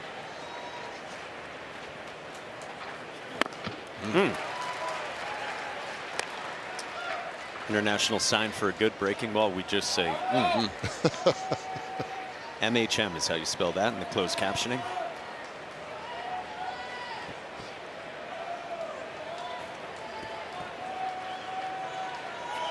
Oh, 2. Ball.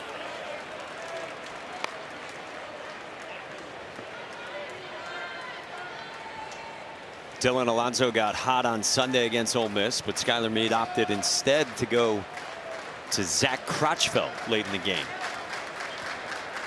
And Alonso's going to try to give Troy a big lift today. Poke foul. Skylar Meade said to us this morning, I was going to go down with Zach Crotchfeld. That's one of their dudes.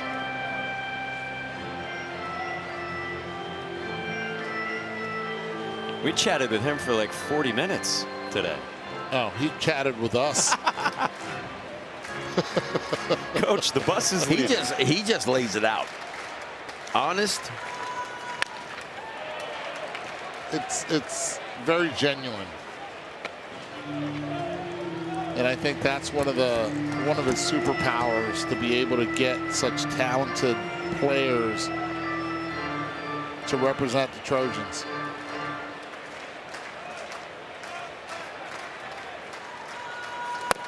Up high. Fifth-year head coach Skylar Meade. The program's first trip to Omaha.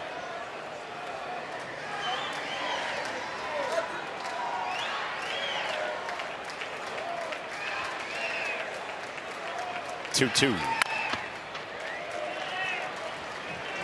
Man, how many pitches has West Virginia spoiled and spit on today? Tell you what, that's what they do, man. Their two-strike approach, their two-out approach, they make a lot of noise.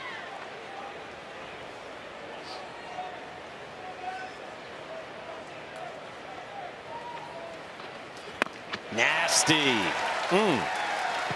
Just stayed with that breaking ball on the outside part of the plate, did Dylan Alonso, and he finally gets the swing and a miss that he's looking for. Just kept feeding him a steady diet of these right here, the sliders. See that dot on the front of it? Be a dot on the back of it as well. That's how you know it's a slider.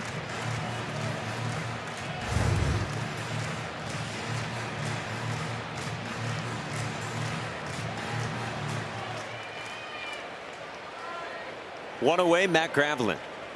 Strikeout looking his first time, and then an RBI double off the wall is next time in the third. Yeah, and heads up base running as well to score that second run on a ball in the dirt from third base. The intangibles. Wall. Base running just feels like one of those things that for Steve Sabins in West Virginia, it's not optional to be good at. No. Yeah, they work on it. Many call it instincts. It's just being ready, prepared, taking the right secondary. Best base runner that you were teammates with or coached, Eddie? Javi Baez. Yeah. Javi Baez was able to manage him in winter ball. And I was like, this guy is elite. No fear on the bases, and that would translate anywhere. And it did. Roller to short. Aaron Piasecki circles and throws on the run. In time, 2 down. And the best one that I ever played against, I want to say Jeff Bagwell. Really? Phenomenal base runner.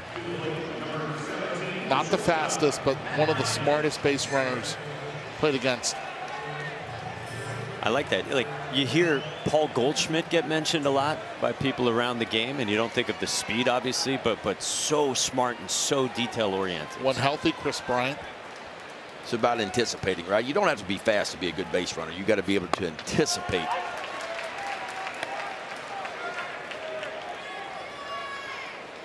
And it's, interestingly enough, it's the one thing that a lot of players do not work on in the offseason, the professional players. But in the colleges, you do. I got to be honest, feels kind of boring to work on in the offseason. But you should. Balls in the dirt, all those little things, the intangibles, the ones that'll keep you up in the big leagues for a long time.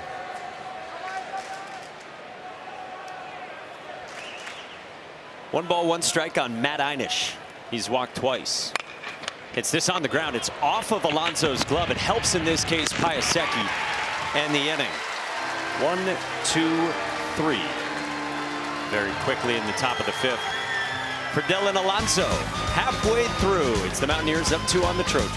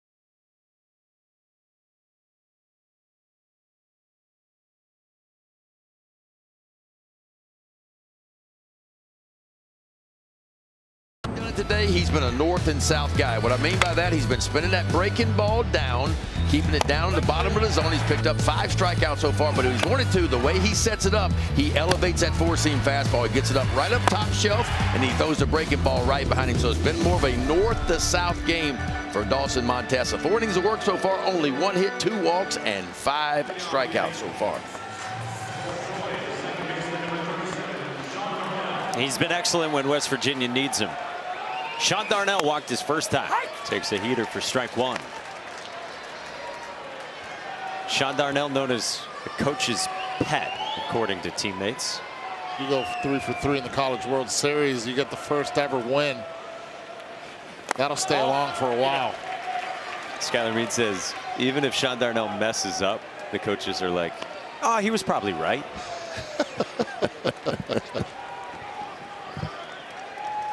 Darnell's second year with Troy. Another school, not to be named, decided not to bring in Darnell right in August at the start of 2 seasons ago. And as Skylar Meade said to us, that was good for Troy. Big day Sunday against Ole Miss.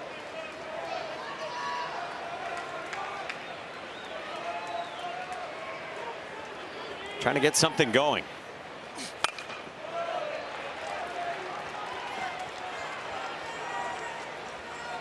It's a bottom of the order that's been productive for the Trojans between Darnell and what he's done, and also the guy on deck, Jay Boroff.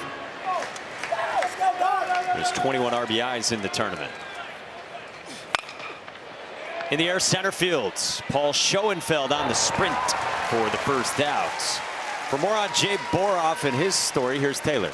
Well, we know he's been one of the hottest hitters down the stretch for this team, but there was a point he wasn't in the starting lineup for about a month. He was not in there. Well, there was a moment in March that coach said really changed everything. After he had challenged the group and Boroff to be better, Boroff sent him this text, and basically he said, I apologize for the mental and physical mistakes. He took accountability, and he said, I want to be better for this program because I want to see us earn what we deserve. But it wasn't immediate. There was a change. Over time, they saw consistency from him, and eventually he earned his way back into the starting lineup, and he's been a huge piece of this team getting to Omaha. And coach just said, I knew how genuine that text message was, and it meant a lot to him in that moment.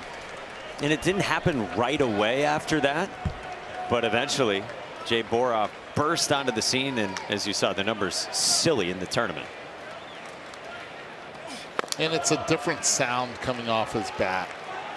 He's strong wrists and hands, able to get it out front, and it just jumps off of it. 21 RBIs in the NCAA tournament. That by far leads everyone.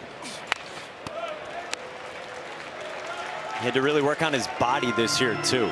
He was a junior college All-American last year, and he played at 212 pounds. And at one point, recently, he was 252. And coming back from winter break, he was 231, and they really honed that even better. He pulls it into left field, a base hit. Second hit for Troy.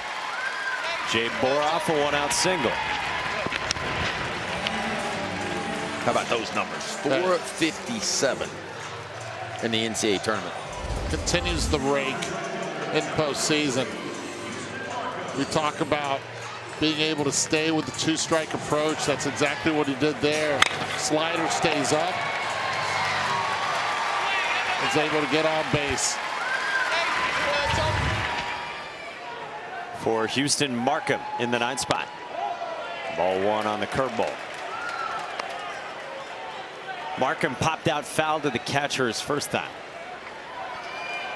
His grandfather, Houston Markham Jr., former head football coach at Alabama State. Hits it on the ground, it's short. Matt Einish flips. The turn from Kelly, not in time for 2.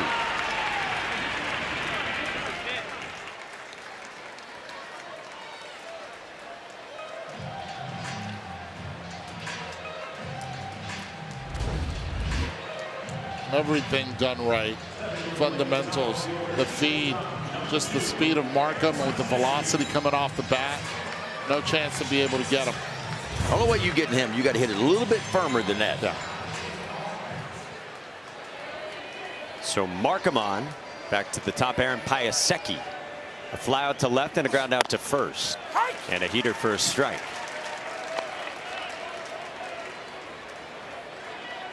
Piasecki 2 hits Sunday, but in 2 games now against West Virginia, 0 for 7 with 5 flyouts.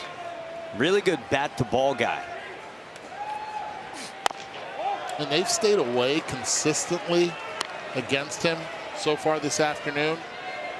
He's got that knack that he will put the ball in play, but they don't mind if it's just a weak flyout. Ball. Away again. So what do you do with that as a hitter? You allowed it to get deep and you try to hit it on the line just consistently. He's sometimes to a fault. It's contact first, and weak contact for Piasecki is okay because it's the ability to get on. He knows the strike zone real well. And right there, he got caught off guard. He was looking away, and an excellent pitch. Yeah, I think Montesa needs to do that more. Because these hitters are getting their toes up on the plate because the majority of the pitches by Montesa has been kind of middle away. I think the more he can shove that fastball to the inner, and he doesn't have to be perfect with it because it's good velocity. It just needs to be inner third. If he can get it to the inner third, it speeds those bats up just enough where he can get to that breaking ball and that split finger fastball. See how close he is to the plate? And that's what I would be too until I started seeing a steady diet of fastballs to the inside part of the plate. 2-2. Back foot, no chase.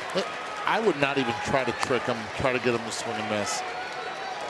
Try to have him get himself out? Just let him get himself out. Lumsden is now almost on the line in left field. He's moved a couple more steps towards the line. Fouled back again on 95 up the ladder. One of those guys that will get your pitch count up if you try to strike him out. Dawson Montesa has been excellent in his second NCAA tournament start for West Virginia. Huge in the regionals and doing it here so far in Omaha. 3-2. And that's rope foul. Yeah, Montesa didn't even pitch in the Super Regionals. Pitched twice in the regionals. Got that start that we talked about, 122 pitches, and then the next day, 10 pitches in relief. He's had plenty of time to recover. Steve Saban's called the regional start Montesa's best outing of the season in the biggest moment. Another huge one here. 3-2 again. Up the ladder, ball 4. And Troy, for the first time today, has 2 runners aboard at the same time. I give a lot of credit right there to Piasecki to be able to just continue to grind out that at-bat. It's one of the big reasons why this year, coming into this game, only struck out 24 times. That right there ends up being his 40th walk of the season. Hey, it's always trophy season on ESPN. Stream the biggest live events and best championship moments, the games that matter, the moments that outlive them. However you watch, wherever you are, anytime, anywhere on the ESPN app. All right, now it's up to Josh Pyne for Troy. I love that mound visit right there. That was by Matthew Graveland, the catcher for West Virginia. He went out just to calm his big right-hander down a little bit. Let him catch his breath.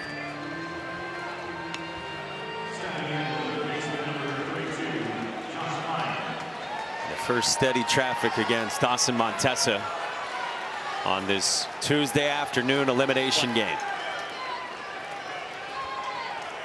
Pyne a walk and a strikeout so far. He leads Troy with 24 two-out RBIs this season. Nobody in the country in their career has more doubles than Josh Pyne. He's got 301 all-time hits. 1-0. He lays off 2-0. Okay, 2 outs. I am surprised a little bit that Schoenfield in center field is playing quite shallow. Tying run at first base. This is a doubles machine.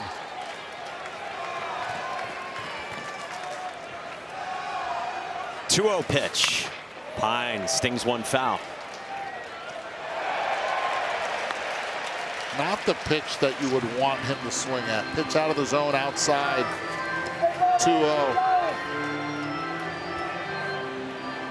Letting Montesa back into this at bat.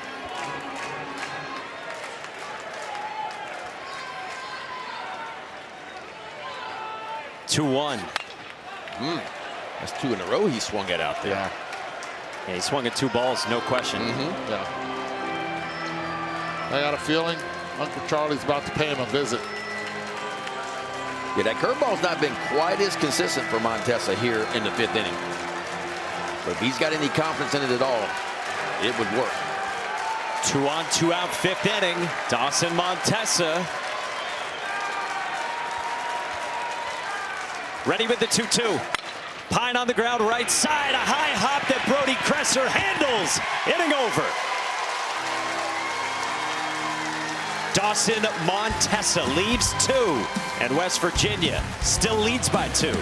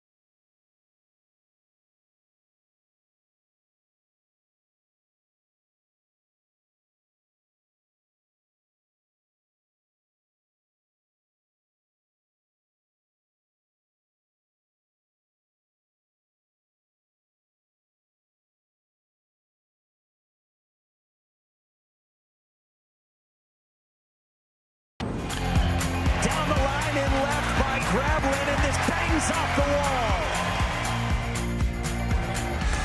This one caroms away. Runner bolts to the plate and scores. West Virginia strikes first in this elimination game. 2 runs on the board for West Virginia. Second time these teams are meeting. It was a really good game on Friday where West Virginia got 2 runs in the bottom of the 8th to go ahead and grab the win. And now who will stick around and get to tomorrow afternoon against North Carolina, who hasn't lost yet. And so whoever wins this one would have to beat North Carolina twice. Dylan Alonso back to work, and strike one to the 7-man for West Virginia, Brody Kresser.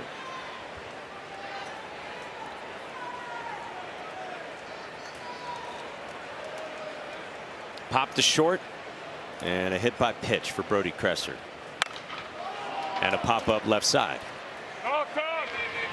Hayaseki says me, one away.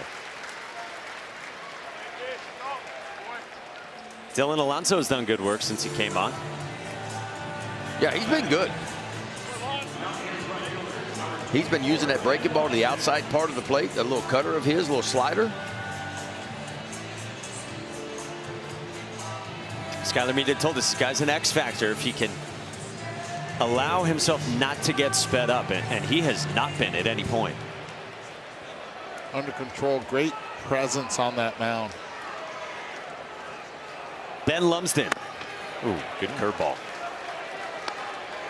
It's been mostly fastball slider to the righties, and he's used that curveball to the lefties.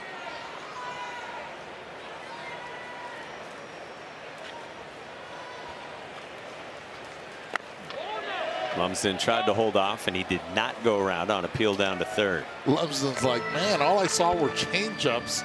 First 2 at-bats, and all I'm seeing is the curveball here. In the third, a very good fastball hitter. That's one of the big reasons why Troy has stayed away. Can I please get a heater? Well, the fastball usage from both sides has not been there for these pitchers. It's been a steady diet of all-speed pitches for the most part. Lumsden squares, pulls back, and that was called the ball. That did not miss by much. He might get a fastball right now. Don't miss it if it comes.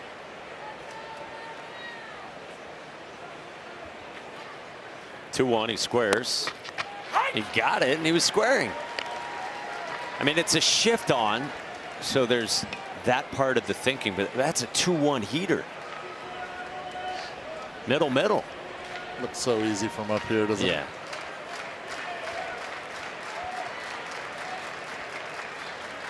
Two-two. Wow. Nasty curveball. That's nice right there. 2-2 count. He bends that breaking ball just down and in and just underneath the bat of Lumsden. Watch this pitch right here, man. Hard to throw a breaking ball any better than this. You're going to see that forward rotation. There's your forward rotation.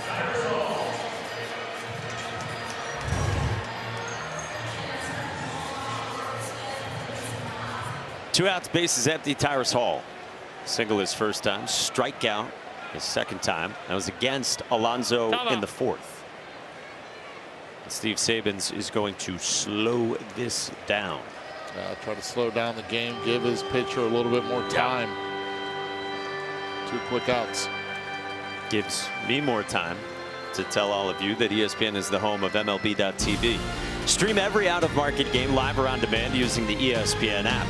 Blackout and other restrictions apply. For more info, go to ESPN.com/MLB TV. Thank you. Wow.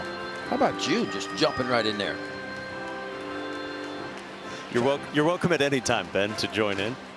I'm good. I don't see any pictures on that screen at all. It's just letters and words. Play. Tyrus Hall. Slick fielding third baseman whose bat has really woken up here the last few weeks for the junior college transfer. Steve Sabins was saying the other day that Tyrus Hall, who's from Victoria, British Columbia, was on the Canadian junior national team, and this kid was the best athlete on the team, the fastest, and he could throw the hardest. And you're starting to see things come together for Tyrus Hall with his all-around game.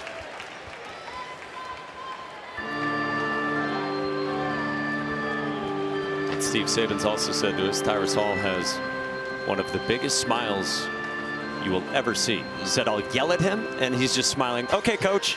Gotcha, coach. He was like that in his post-game press conference the other day. Just grinning every answer. You want timeout? Go talk to him.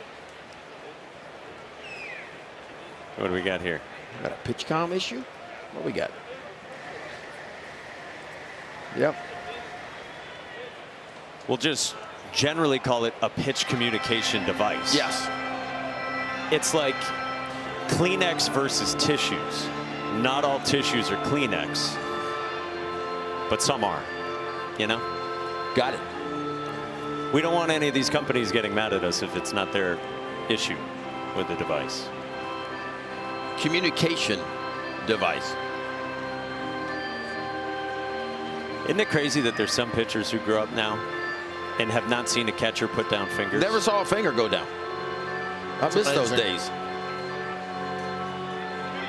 Did you ever have any catchers paint their fingernails? Mm-hmm. Yeah, sometimes at nighttime it was hard to see, and so they'd paint their fingernails pink or orange or whatever. You could actually see the numbers. What was your favorite color? Orange. You had to think about it. You did? You could really see orange. Oh, specific to that situation. Yeah. I got it. I was going to say, I think a lot of people in Baton Rouge might not be thrilled about that. I know, right? But they are in Baltimore. True. I was thinking more of something different. Hunter's orange. You got to wear orange when you hunt sometimes. You can't wait to get back in the deer stand. No, I can't. Is that what it's called? Deer stand? It's my happy place. Anyway, 1-1. Here's the pitch. Ball. Just down. 2-1 to Tyrus Hall.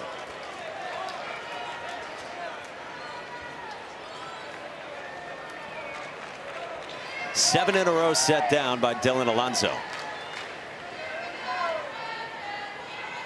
2-1. Ball. Curls outside. Don't want to lose the 9-man. No. And he keeps just leaning on that little slider on the outside part. Tyrus Hall, dead fastball hitter. He's looking for something out over the plate that he can drive. 7 home runs on the season.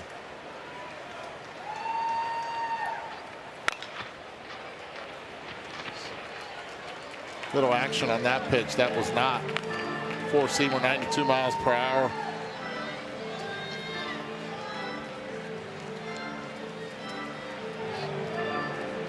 And if you're sitting at home and you're wondering why you're seeing so many off-speed pitches, the reason is D1 hitters hit 300 overall against fastballs, and the numbers go way down after that. And that's why you're seeing here at the College World Series a lot of those, a lot of spin.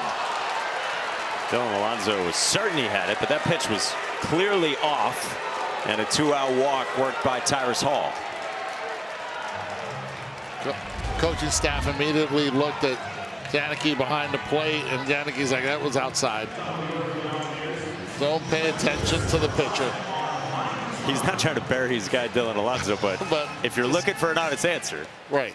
And you want that, because you don't want that bench to start yelling at the umpire for no reason at all. Back to the top, Armani Guzman. A single and a walk and 3 stolen bases in this game. And I've got Hall here with the green light. I want him to steal second as fast as you can. If you are caught stealing, no big issue. You got Guzman leading off the next inning.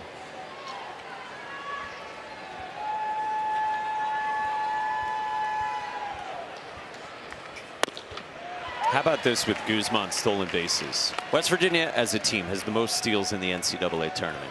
Second most is Oklahoma and Texas. Those teams in the tournament have each had 12 steals.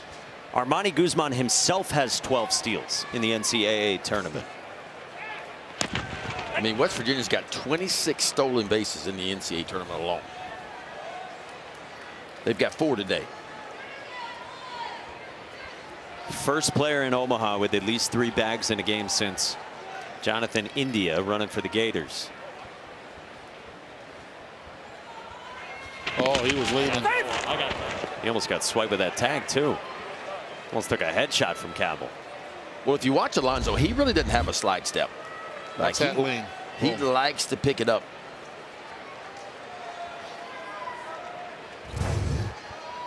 Not much of a slide step here. Watch the left leg come up.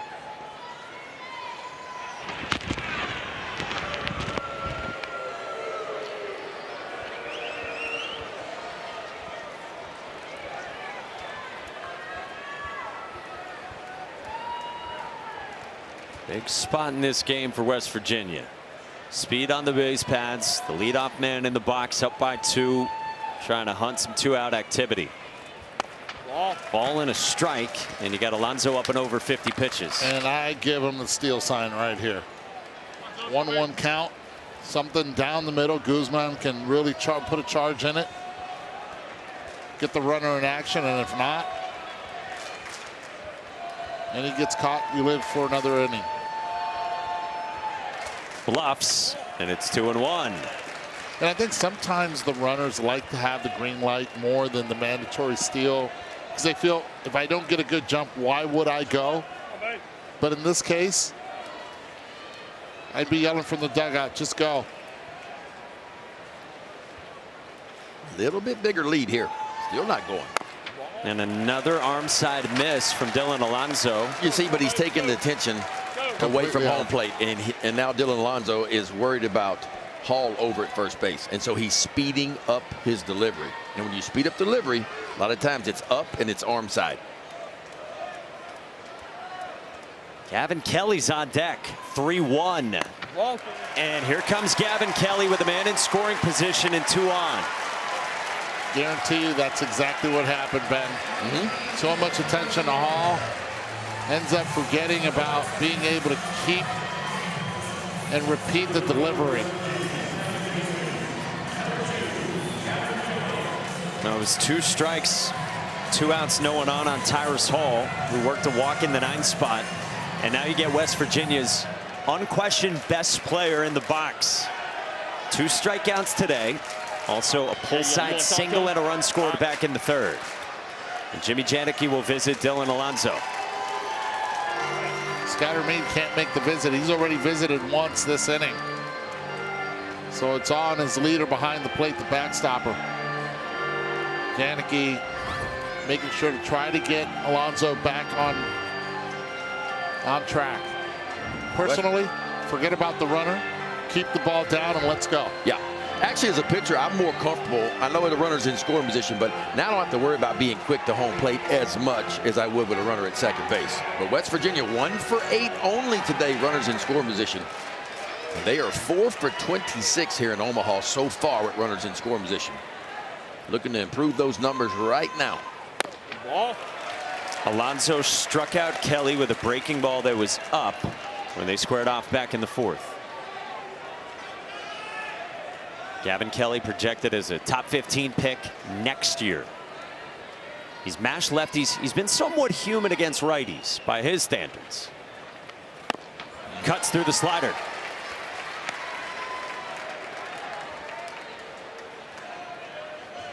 Second time around the order, advantage usually goes to the hitter.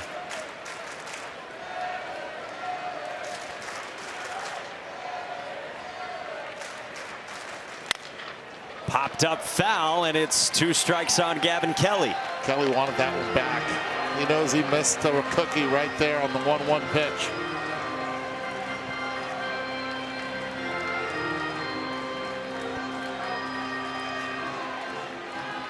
A gotta have it moment for Dylan Alonso. The Troy X Factor. 2 on, 2 out, 6th inning. 1-2 to Gavin Kelly. Off the end of the bat foul. He's ripped a couple good sliders. He has. And when the hitter goes out there and he covers that ball and foul tips it, and that's what West Virginia does a lot. They've spoiled 2 strike counts more than anybody has. But that tells me if he's leaning that far out over the plate to be able to get to that ball like he did, if I could just get a fastball inner 3rd right here, I think he locks him up. The question is, does he have the confidence to throw it in there? 1-2. Non-competitive with a slider.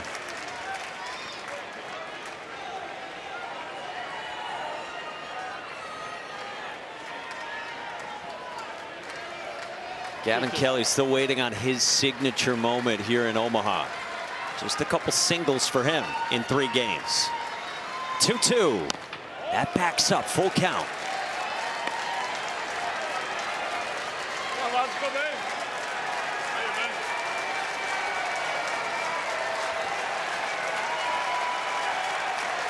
Hall at second, Guzman at first. Great speed out there for the Mountaineers. 2 on, 2 out, 3-2. In the air, left center field for Kelly. Back onto the warning track, and that ball's gone! 3-run shot, Gavin Kelly, and the signature moment. That's what you call going to the well one too many times on a breaking ball. It's the second time he sees him as well, and hitters like Gavin Kelly make those adjustments. Missed the 1-1 pitch. Took a deep breath, went right back in there, and went back to work. And this time gets to put that Mountaineer helmet on. Look at this backup breaking ball, folks. And I mean, you hang them and they will bang them, West Virginia. And that's a Weaver, folks. That's a 3-run shot. And West Virginia up 5-0 on that swing.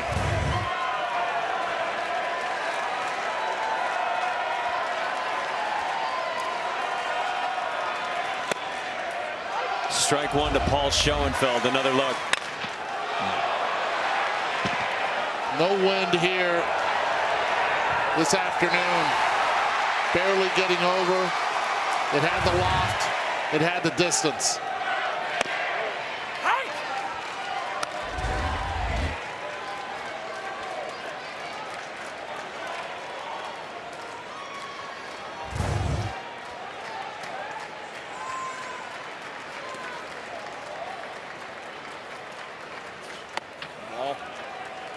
Boy, when offense has been so hard to come by for Troy. That is a massive swing from Gavin Kelly.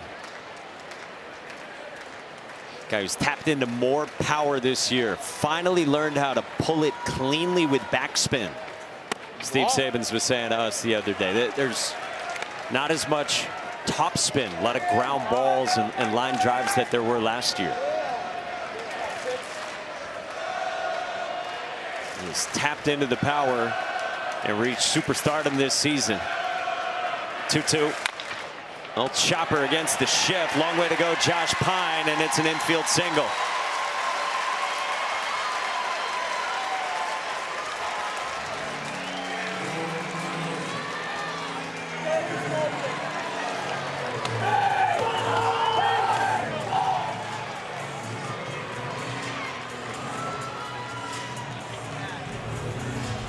Matt Dill is up for Troy.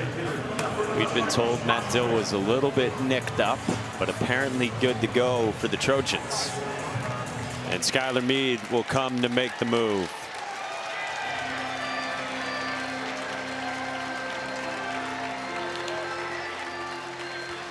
Pitch stays up. On the slider.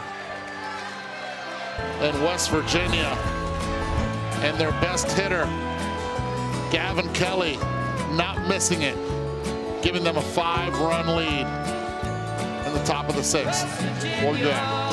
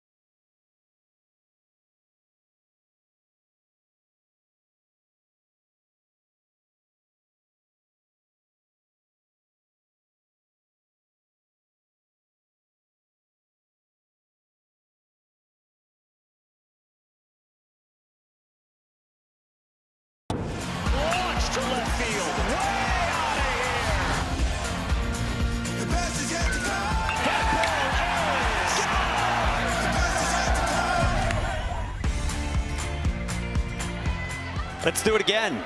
Georgia and Texas coming tonight. In the first game of the day, West Virginia has extended the lead to 5, and the freshman Matt Dill enters. Matt Dill making his 20th appearance, 5 of which have been starts. 36 innings of work, 24 strikeouts for the right-hander. Sends one to the backstop, moving Paul Schoenfeld to second.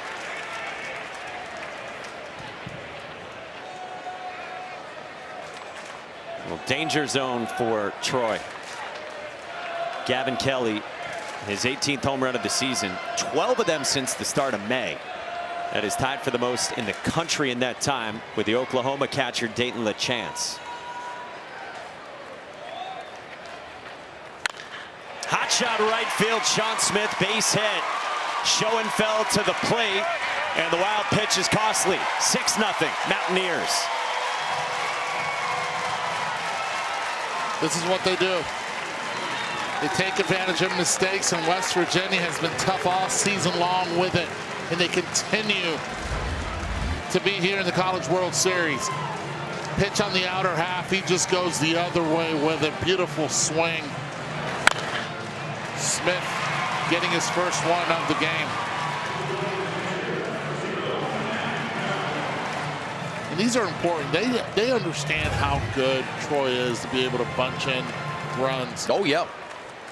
You got to keep adding on. You got to keep scoring.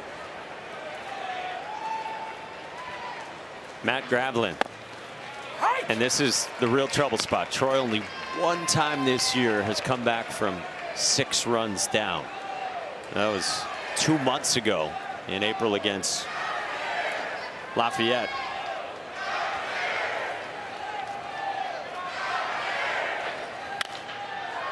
Popped up. Right field at Houston Markham. And the big inning comes to a close. A 4-spot.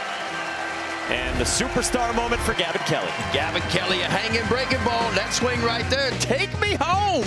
Country roads right there. A big ball. 4 runs here in the 6th inning, and West Virginia has jumped out 6-0.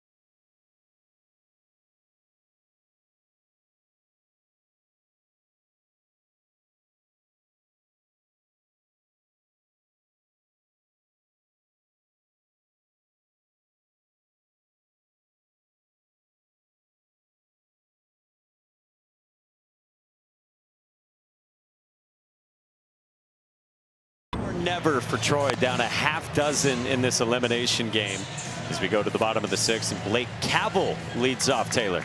Trying to do what he did on Sunday, hit a home run for his team. When that home run was launched into the seats, his mom, Rebecca, who traveled all the way from Australia to be here, ran out with his girlfriend, Sarah, to the outfield to try to find the baseball. They eventually found the young fan who got it and paid the fan $100 in exchange for the baseball. He said, was there any sort of negotiation? She said, no, honestly, we just gave them $100, and they were quite pleased to get the baseball. So that will go back to Australia, I guess, at his house back home. They have a wall full of all of his memorabilia. And I asked Cavell, what's your favorite thing you have in that room? And he said, my Australian jersey the first time I went to the Little League World Series because I had never left the country.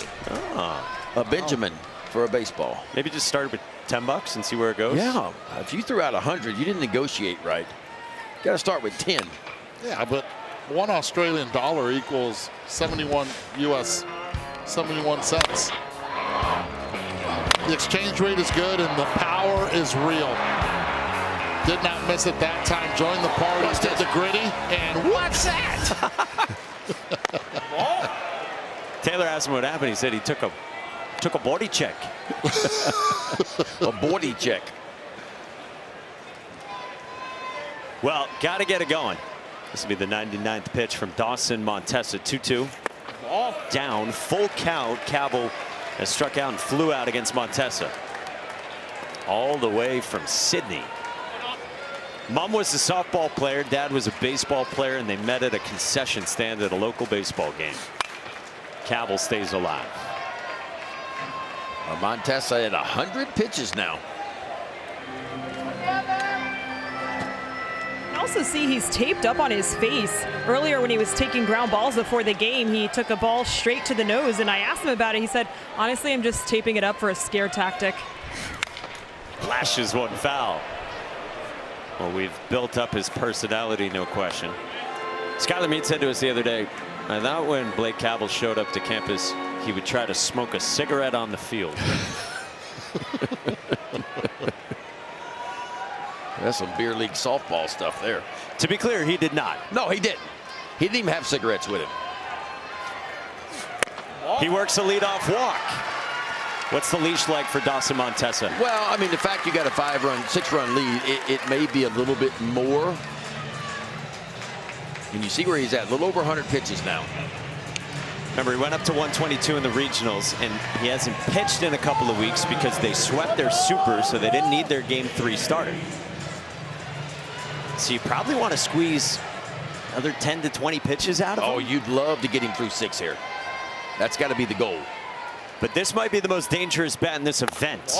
Jimmy Janicki, who has been a ball striking clinic across 3 games. This guy scares me when he steps in the box because he just looks like he's about to put barrel on ball.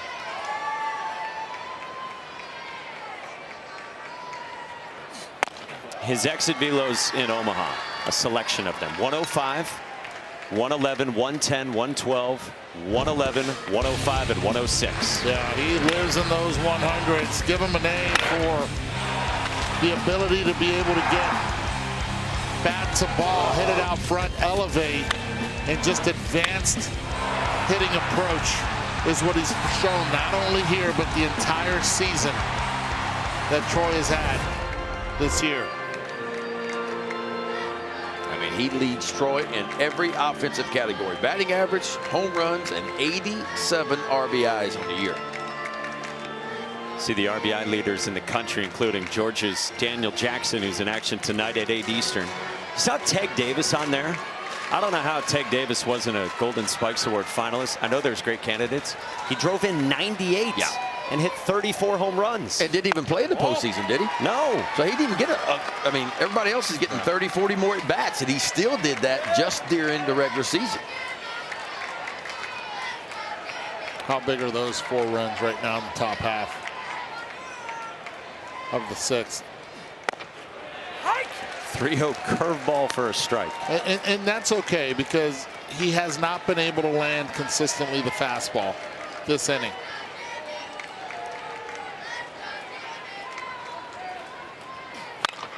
Janicki on a 3-1 foul on a pitch up.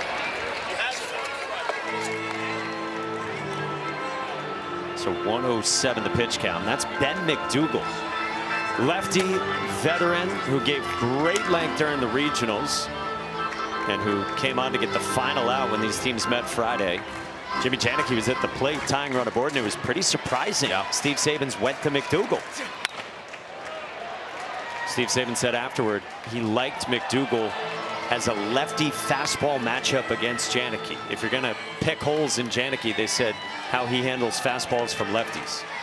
It's because he hasn't seen many of them, that he handles the righties better.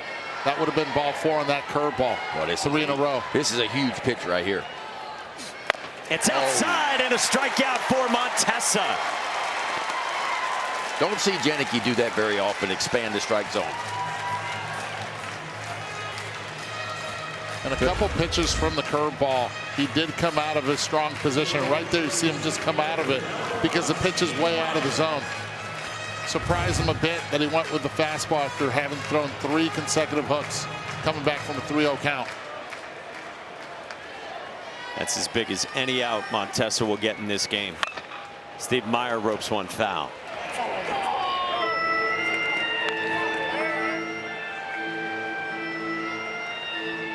Steve Meyer struck out looking. Ran it full that time in the second. And has a fly out to center, playing with a banged up right knee. He didn't practice yesterday. Ball and a strike from Montesa. And what a job by Dawson Montesa again. I mean, you can tell the gas tank's getting a little bit empty.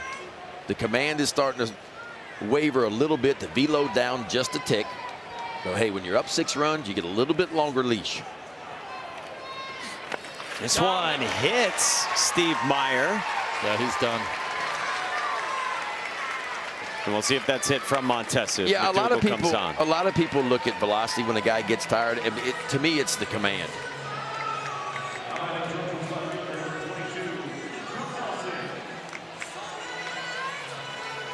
Here comes Steve Sabins. Dawson Montesa has been ultra reflective and honest and critical of his own season after transferring into West Virginia. And yet the kid's been hard on himself, but maybe his 2 best outings in a West Virginia uniform have been his last 2 starts in the NCAA tournament, trying to keep the Mountaineers season alive. He was excellent.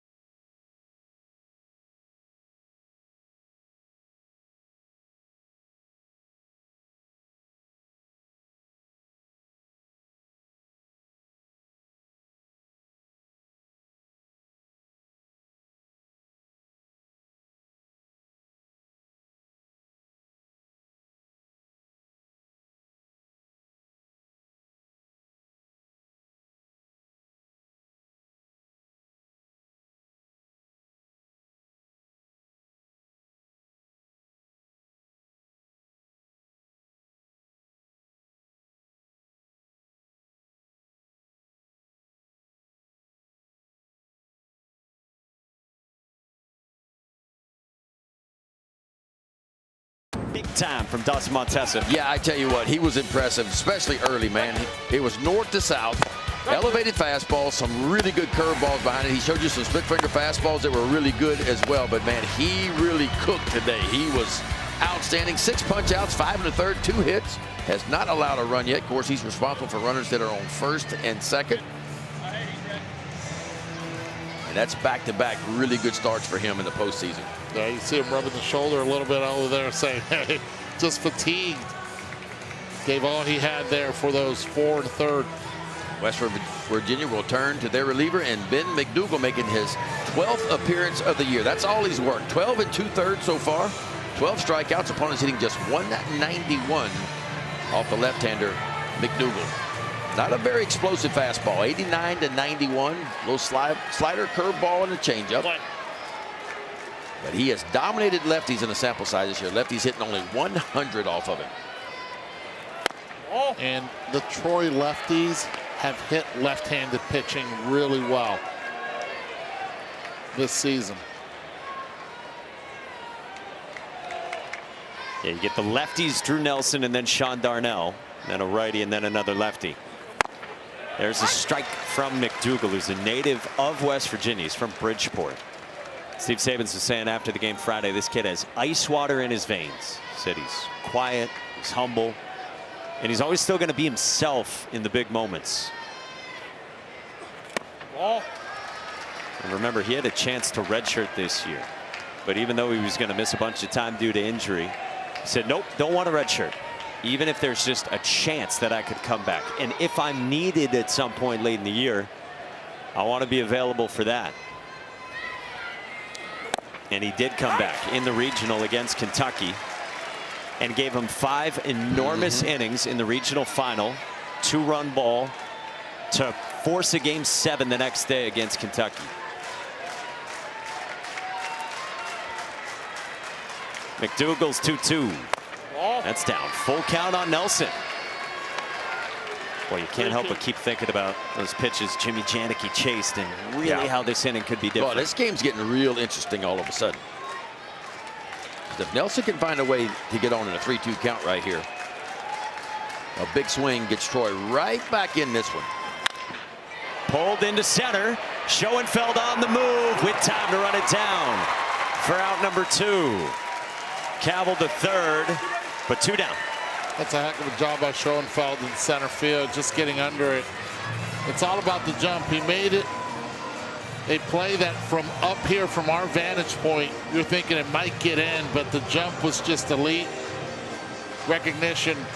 Now runners on the corners with 2 outs.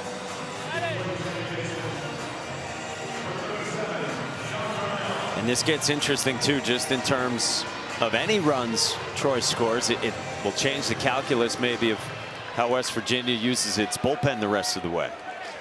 But in the here and now, this is Sean Darnell. Been a great bat here at the Men's College World Series. A walk and a flyout today. And a breaking ball for ball 1 to begin.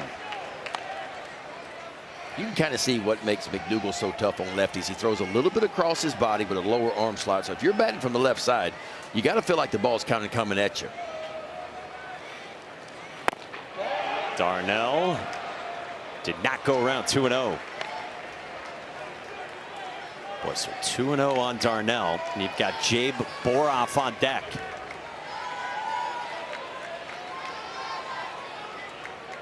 Darnell went left on left home run yesterday in the second against Hunter Elliott. Should say on Sunday. And now it's 3-0.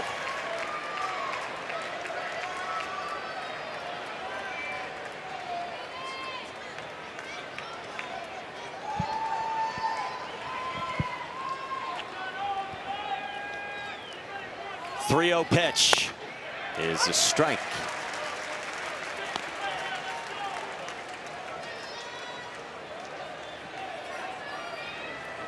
Six-run lead.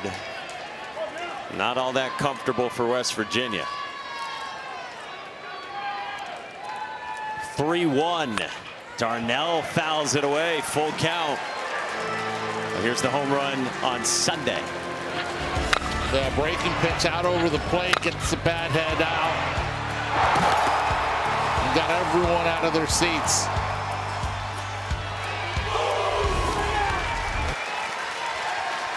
.3-2. Popped up foul behind the plate. Too close to take. Way to fight that one off right there. We'll do this one again.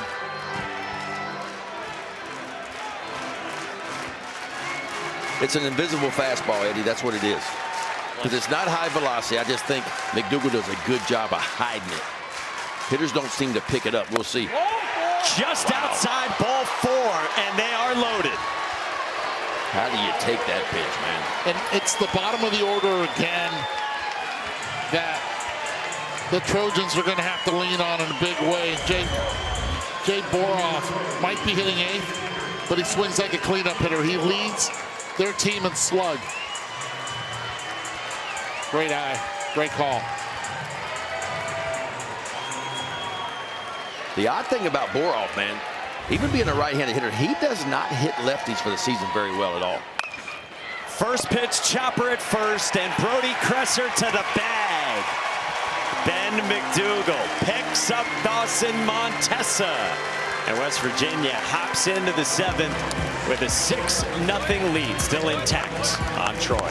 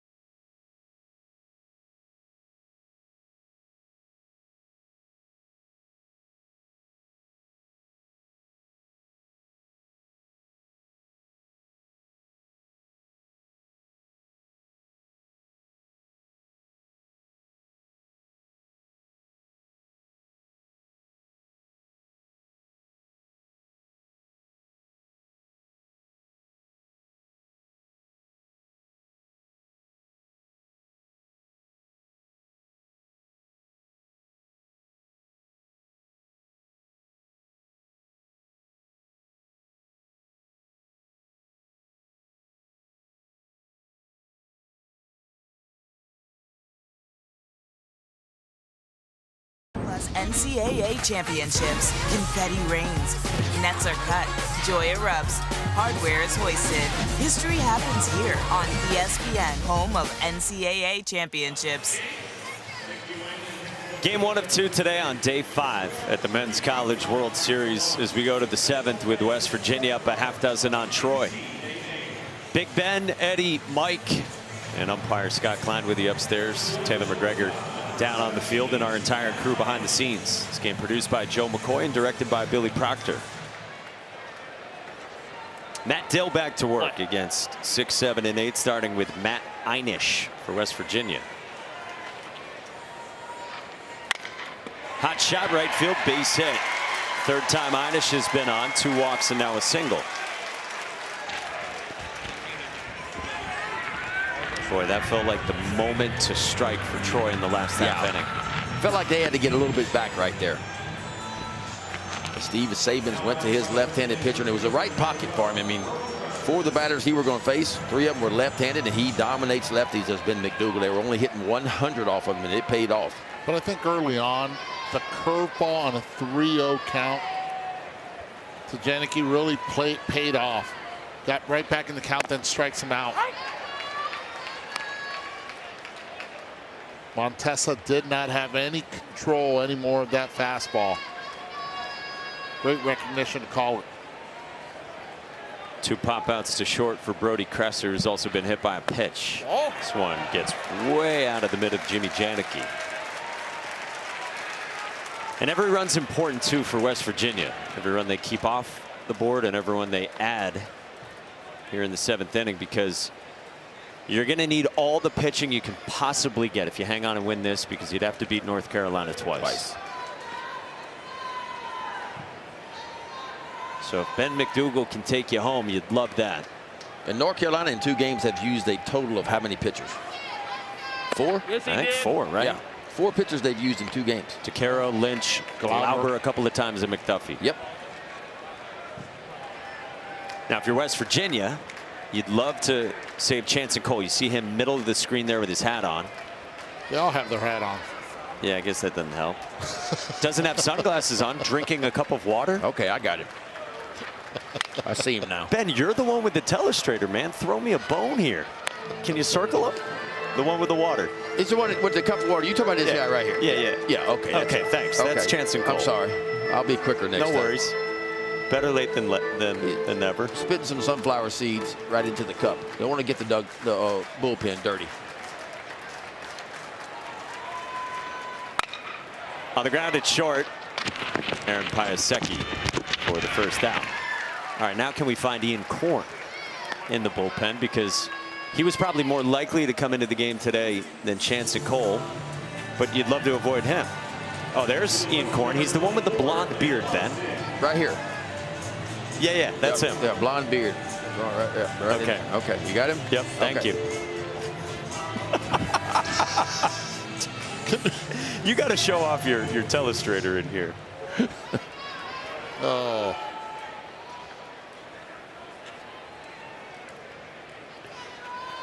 Ben Lumsden for a strike. You feel pretty comfortable with the telestrator? Yeah. I got this little handy pen they gave us to use. Stylus. And I see the clear screen, so that's all I need.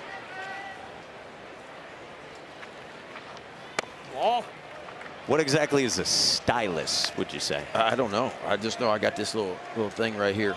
And then that's your Thingamajig. Down to the right. Say, where's your beard at? See? It's been absent for 33 years. There we go. I like that haircut you got, though. Thank you. We planning to get cleaned up before the finals? Sure. Should we go to our place? What's it called? Ace of Fades? I was going to say they're not a sponsor exactly. Well, they're not. So it's just fades. Just fades. Just flat tops. Flat tops and fades. 2-1. That's a strike. Good changeup. Eddie, your hair's always clean, man. Oh, man. I need to get tightened up. Come on, we'll fix you up. Come on. Try to let it grow out and see if I can get a flat top. 2-2. Fouled away.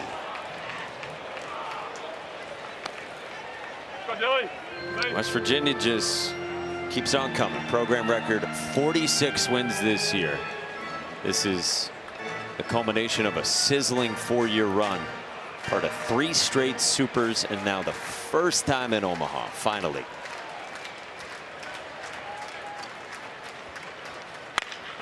In the air, left center field for Lumsden to add insurance. Matt Einish scores. 7-0 West Virginia. Yeah, the pass ball, unfortunately, got Einish into scoring position, and then Lumsden right behind him. And again, this is what West Virginia does. And yes, they have struggled hitting with runners in scoring position for the majority of the College World Series. But boy, here in the last couple innings, they are getting it done. There's a changeup, and look where the changeup is. It's elevated, and I love that move right there. He didn't try to pull that ball on the outside part of the plate. Hands go first, the barrel behind it, and just lobs it out toward left center field, and West Virginia pushes home the 7th run of the game. And Lumsden joins the party. Boy, did he see a mix of changeups and curveballs in those previous 4 at-bats. Ben Lumsden had 11 hits in the regular season. He has 12 hits in the NCAA tournament. 7 RBIs in the regular season, 13 in the tournament. 1-1 on Tyrus Hall. Postseason performer.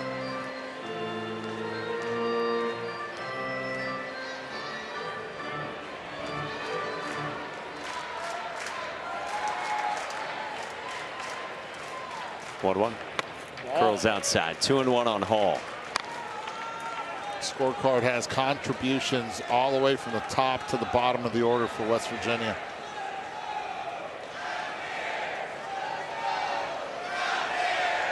I mean, all 9 in this lineup have reached base for West Virginia. It's been 1 through 9 up and down the lineup.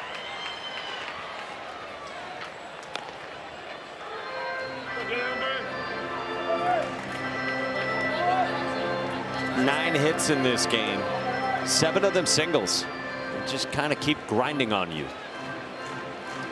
4 stolen bases. I think that's the difference, the base running in this game. Bouncer left side. Pine to second. Darnell's turn, not in time. They settle for 1.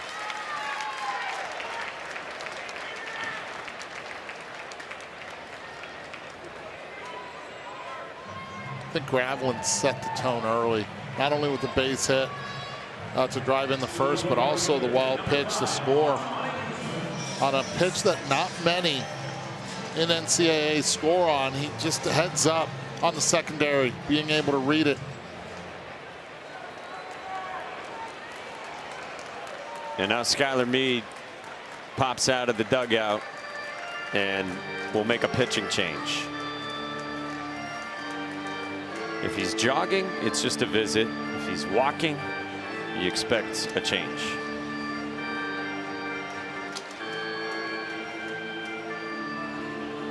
Top 7 at the Men's College World Series in this elimination game. And you got the lefty looming in Armani Guzman. Called to the bullpen for Brock Tapper, 16, in the beautiful vested jersey. West Virginia adding on. The lead is 7 against Troy here at the Men's College World Series.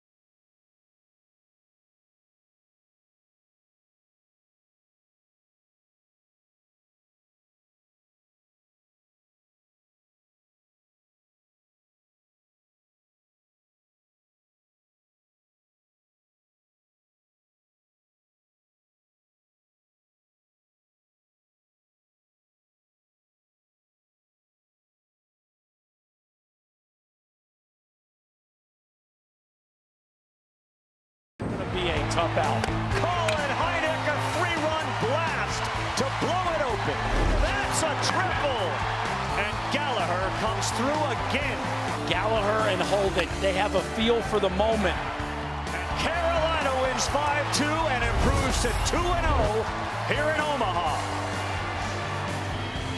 That crisp Carolina blue is so steady. And Ben, they are in position 1A. They in the catbird seat is where they're at. A position of advantage for sure. Got to be beaten twice not to get to the championship series. And as we talked about earlier, they've only used 4 pitchers to win their first 2 ball games here at the College World Series. Gallagher is a superstar, man. Yeah. Yes, he is. Big leaguer. All right, Hayden Smith, not Brock Tapper, comes on here. Kentucky transfer who we saw the other day. Hayden Smith making his 20th appearance of the year. He does have 7 starts under his belt. Not a big strikeout guy. 50 innings of work, 30 strikeouts, but opponents hitting just .231 off the left-hander, Smith. Fastball, slider, curveball, and a changeup. 4-pitch mix.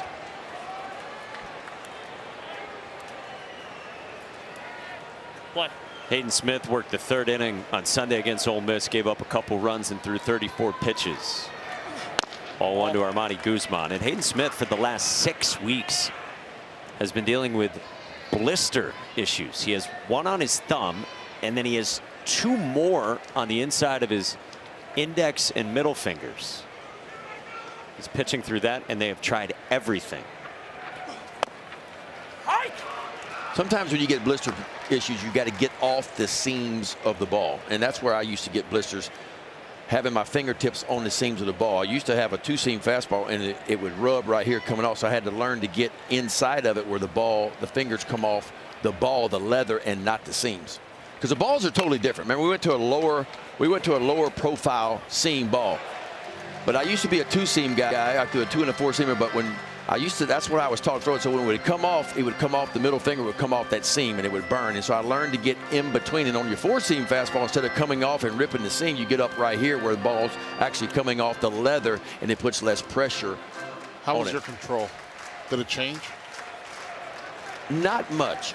I learned I would work with it in the bullpen to figure it out. Now they check the hands all the time, but there was one year I threw 34 starts one year, and 31 of those 34 starts I pitched with those steri strips on my finger. I had a big blister on my middle finger, and the trainer, I'd go down in the tunnel after every inning, and they'd wrap it up, cover the blister up, and I'd put pine tar over the top of it to hide it from the umpire, so it wouldn't be white, it would be darker, it would blend in a little bit more. And that was the only way to get through it at the time.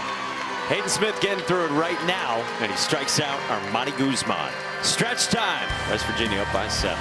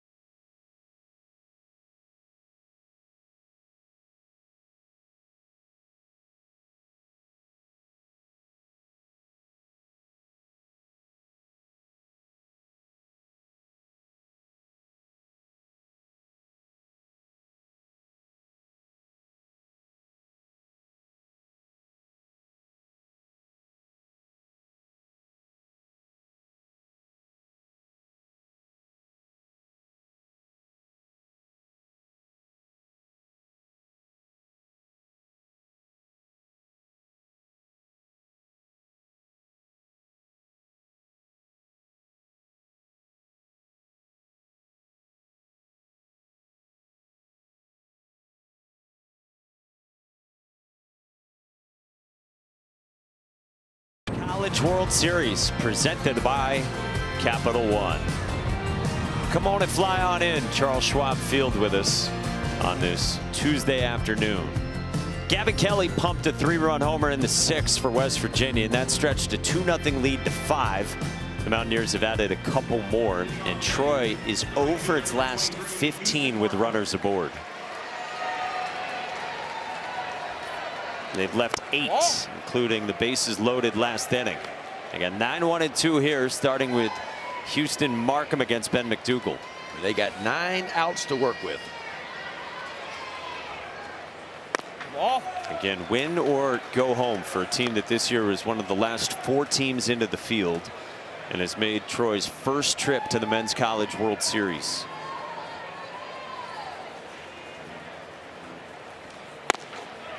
Strike top of the zone, 2-1 from McDougal.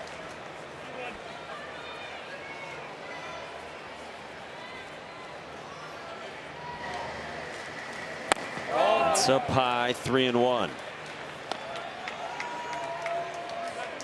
This battle-tested Troy team was scheduled so tough, finally figured it out in early May. #1 strength of schedule, non-conference strength of schedule in the country for Troy. Markham laces this into center. He's digging for a hustle double and headlong with it to begin the 7th. You know, you look at the score and you're thinking, where are you going? But you know what? Troy needs a little bit of energy.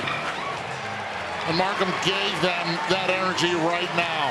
Something to cheer up for, something to get them up. A lot of outs. This is an offensive powerhouse. Troy has been all season long. They just got to figure out a way to string some good at-bats together and just give themselves a chance. Now the senior shortstop Aaron Piasecki, first team Sun Belt for the transfer from Central Michigan. He squares. That's ball 1. Aaron Piasecki added about 18 to 20 pounds since he showed up at Troy. Really wanted to play shortstop. Troy put him there, and he's had a great season. Down 2-0.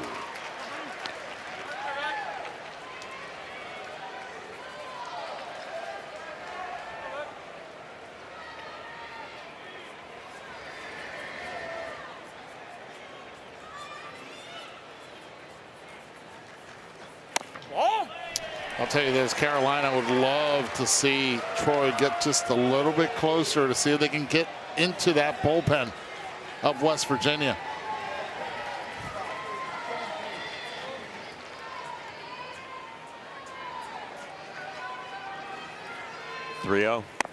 Down, 4-pitch walk, 2 aboard, and the 2-hitter Josh Pine coming up, Taylor.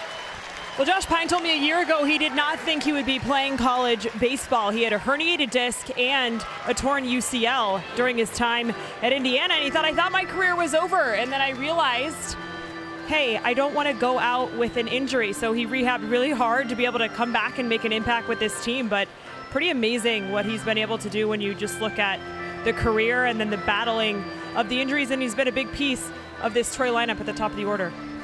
He told us he has loved playing for this coaching staff. I mean, it's a kid from Bloomfield, Indiana, who spent 4 years with the Hoosiers. He said to us, hometown kid, you show up, you earn a day 1 starting job, played with great teammates. He said, I'm a lifelong Hoosier. I will always cherish that. But he has found another year in his career. He's piled up so many hits and made it here to Omaha this season. Now that he's healthy again, he's got a chance to make this interesting in the 7th. 2 on, nobody out. Ball 1 to start. McDougal really spraying it right now.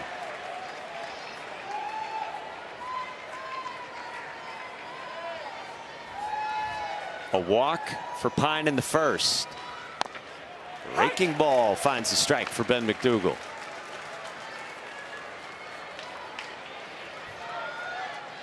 Josh Pine 1 for 11 here at the Men's College World Series. The 1-1. That's a strike again with the breaking ball. Yeah. Can't find the fastball. Went to the breaking ball and back-to-back breaking balls for a strike.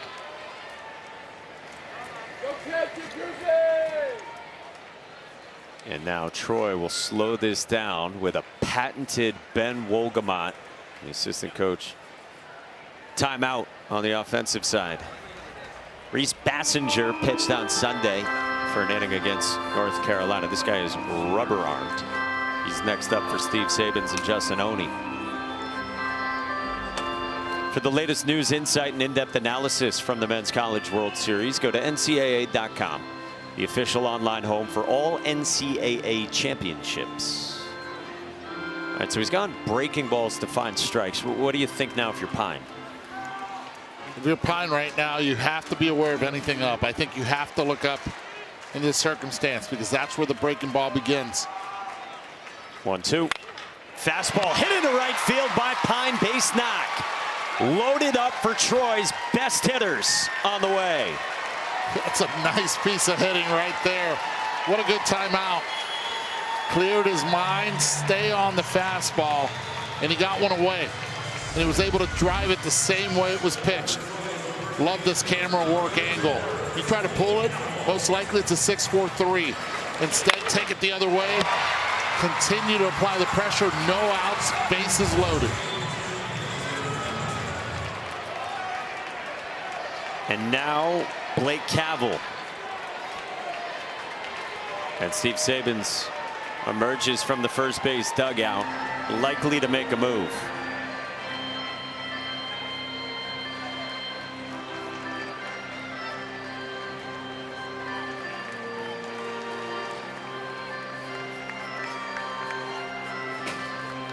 Blake Cavell lurks.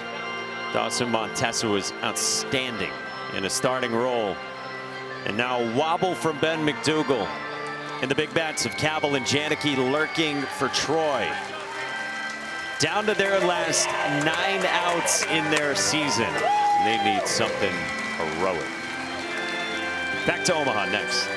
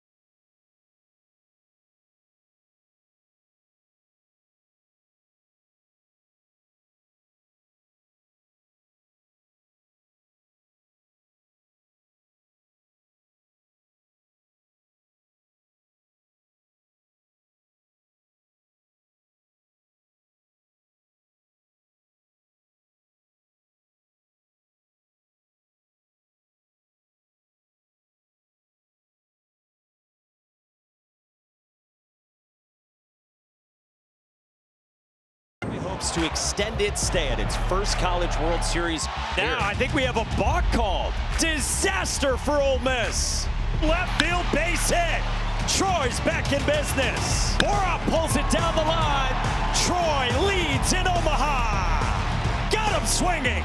Troy wins for the first time ever in Omaha. 2 days ago, Troy was down by 4 in an elimination game. It came back to winning. Today they're down by 7 in the 7th.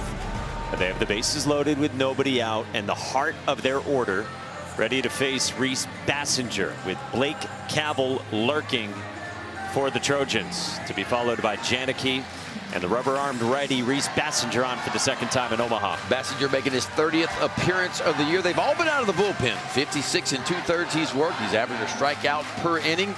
3-to-1 strikeout to walk ratio, which is really good. Opponents hitting .228 off the right-hander, Bassinger. Looks like fastball, slider, heavy, with some good swing and miss with that slider at 42%. A little occasional changeup in there. The fifth-year senior to Cavell. Ball 1 to start. This year he's had An opportunity with the bases loaded 11 times. Bassinger has 6 hits. He's given up 2 strikeouts with the bases loaded. Cavill has 2 grand slams this season. Bassinger pitched on Sunday against North Carolina in the 8th inning. He walked 2 but worked around that on 15 pitches. 1-1 to Cavill. That's a strike, 1 and 2, all breaking balls. Nothing but breaking balls. Couple sliders, then a curveball behind it.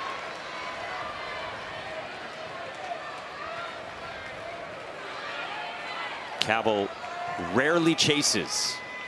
1-2. Wow. He strikes out on the breaking ball again. 1 away. That's big time right there. You come in a ball game, nobody out and bases loaded. And you're facing the 3-hole hitter from the other team.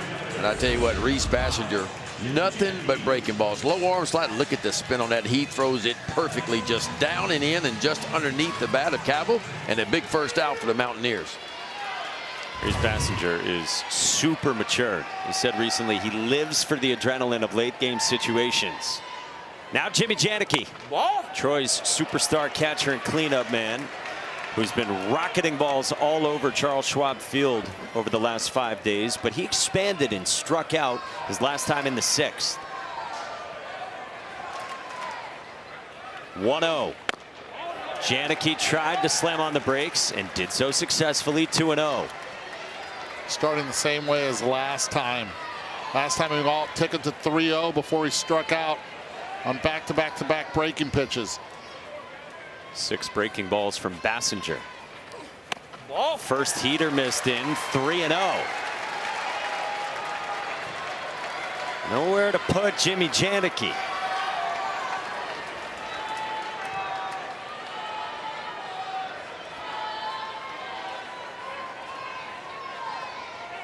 .3-0. Get me over strike.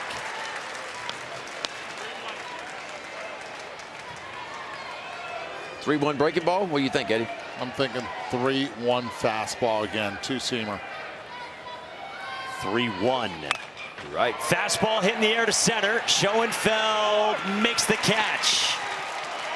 And Houston Markham had to stay put. 2 down.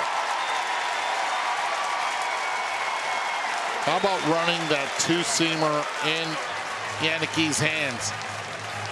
Janicki not being able to extend those arms, and it just ran right in there. He had confidence when he threw it 3-0. This time just a couple inches further in, and just cannot barrel it. Only 80 miles per hour off the bat. Yeah, one of the few times he hasn't been able to find barrel. And this would be huge for West Virginia. It'd be huge for Bassett to do to work out of this jam. Troy left the bases loaded in the 6th. In danger of doing the same in the 7th. Steve Meyer takes strike 1. That's a big time breaking ball too. Look at the spin rate on it. A little over 2,700 RPMs. Big league average on that, about 2,600. So he's 100 RPMs above average. What does that mean? It's late and it's crisp break. Meyer backside foul, 0-2.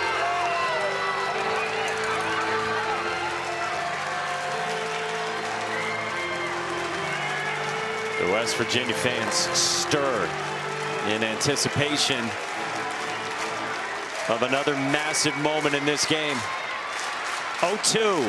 Meyer strikes out. Come on now. That's as good as you'll see right there, folks. You inherited a no-out, bases-loaded situation, and all you do is come in there and punch out 2. And I tell you what, spin them if you got them. And boy, this kid right here, Bassinger, he can spin that breaking ball. Big time. Trouble comes but never stays. I believe the best is yet to come.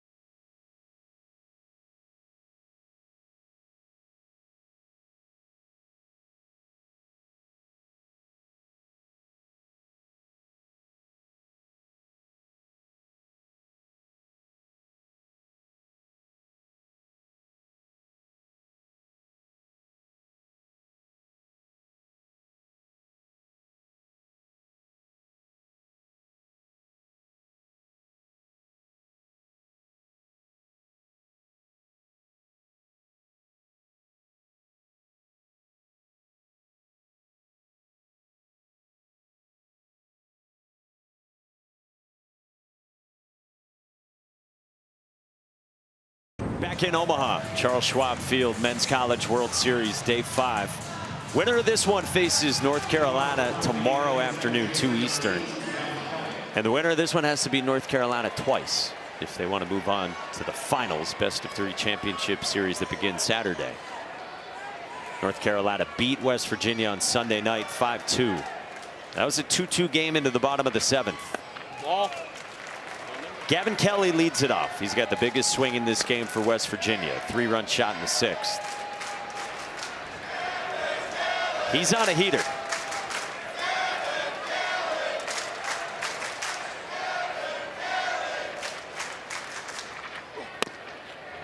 Gavin Kelly wasn't a huge recruit out of Pittsburgh. He went to 5 or 6 prospect camps at West Virginia on his own accord, and then he stayed persistent.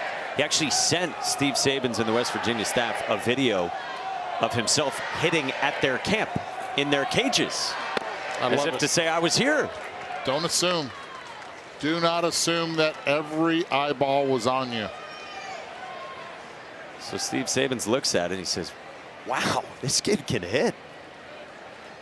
And he'd been there, he said, 15 times in our batting cages.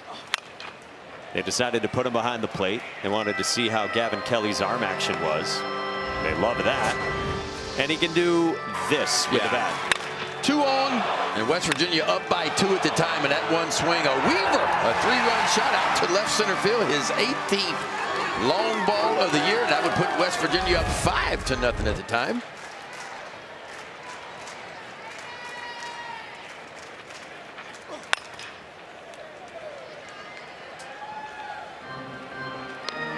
What do you think the next step of development looks like for Gavin Kelly for his junior season next year? I'll tell you this, it's the opportunity. He's missed some pitches here, but it's a long season. He's had to catch. He's had to be at second base, doing a lot of extra work that not a lot of other players do in elite positions. I just say continue the course and just get stronger. Yeah, I think that'd be the biggest thing for him. I mean, you look at the numbers, you can't do a whole lot better than 377 with 18 long balls and 60 RBIs. That's a pretty good year. But physically, can you get a little bit stronger, get a little bit bigger?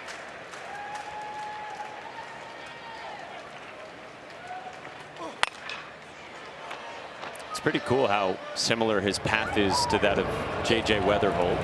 J.J. from the Pittsburgh area, Mars, Pennsylvania. Gavin was telling us that, yeah, he didn't have a lot of action recruiting-wise when he committed to West Virginia. He said he talked to a bunch of schools who offered after he committed to West Virginia, but West Virginia was on him early.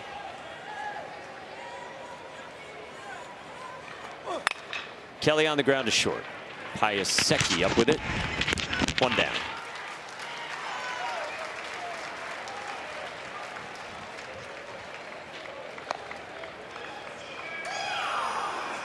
That's what a lot of kids have to decide these days is, okay, what's my summer program look like? You know, do I want to go play summer ball, or do I want to stay on campus and try to get a little bit bigger and stronger and faster? If you got a lot of at-bats, maybe you stay on campus and try to put a little more muscle and get a little more physical. If you didn't get many at-bats, maybe you go play summer ball somewhere and try to get some experience. But I think you're starting to see more and more hitters in college. It used to be, oh, everybody had to go play summer ball. You just had to go play. Yeah. But you're not seeing that much anymore. I think there's a lot of value to staying on campus, maybe taking some classes, getting closer to your degree, but also staying in the weight room the entire summer. Paul Schoenfeld. But I will add this, there's no substitute for playing the games. That's true. And I think that the value of that, especially with players that did not get many at-bats or many innings on the mound, that's when you want to embrace the summer ball. And sometimes it's let me be seen in one of the leagues just in case they go to the portal. If they do, there's a vantage point there. Hayden Smith freezes Paul Schoenfeld, and there's 2 down. Of course, you got Team USA. Yeah, and I'm okay with that because that's really quick. I mean, Team USA is not like it used to be many years ago. It's only like a week or 2, and you're in and out pretty quick. So if you're a pitcher, maybe you get 1 or 2 starts. If you're a hitter, maybe you get 15, 20 at-bats, and that's it. 2 outs, nobody on. Sean Smith, the cleanup man. RBI single his last time.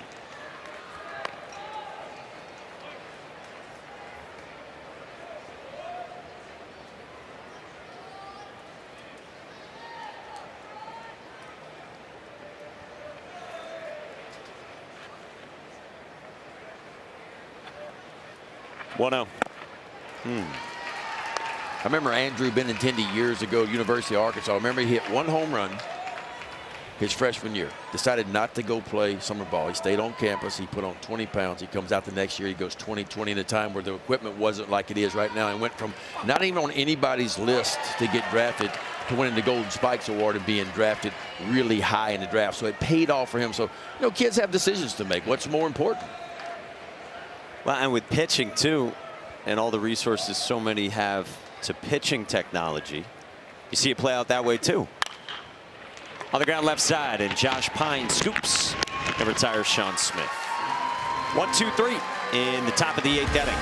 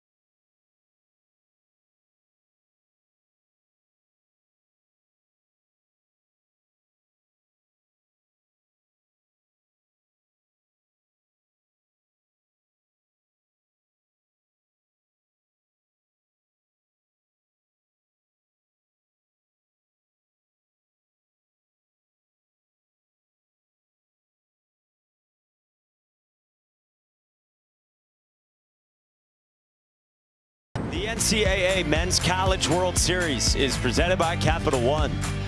What's in your wallet? All West Virginia in this one as we go to the bottom of the 8th for the right to stay alive.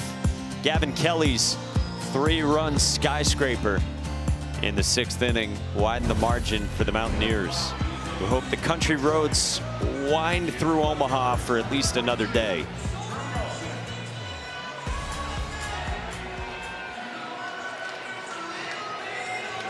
Six outs left to play with for Troy, starting with Drew Nelson, who is from Troy himself. Started his career with a couple years at Auburn and now 2 years back home, and this is his first year as a position player, pretty much exclusively in college. An arm injury has kept him from pitching recently.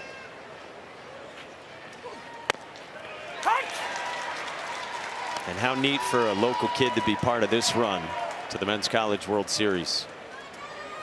He went to Pike Liberal Arts back home.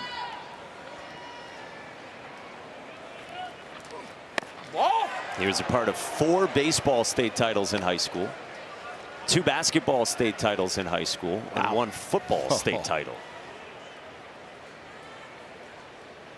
And now in Omaha. Reese Bassinger is 1-2. Nelson strikes him out. Wow. Nelson down on strikes, and there's 1 away.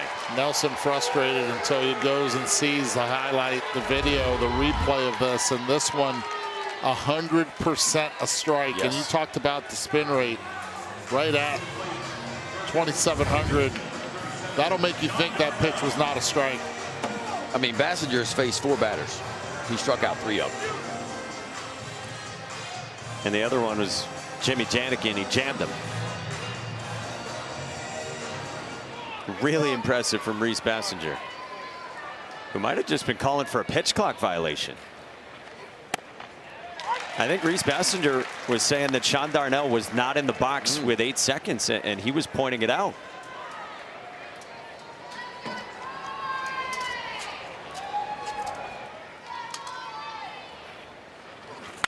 If you can steal a strike, why not plead your case? Especially with how nasty he's been. So you got to be in and alert at 8. Bassinger was looking at it. That was close.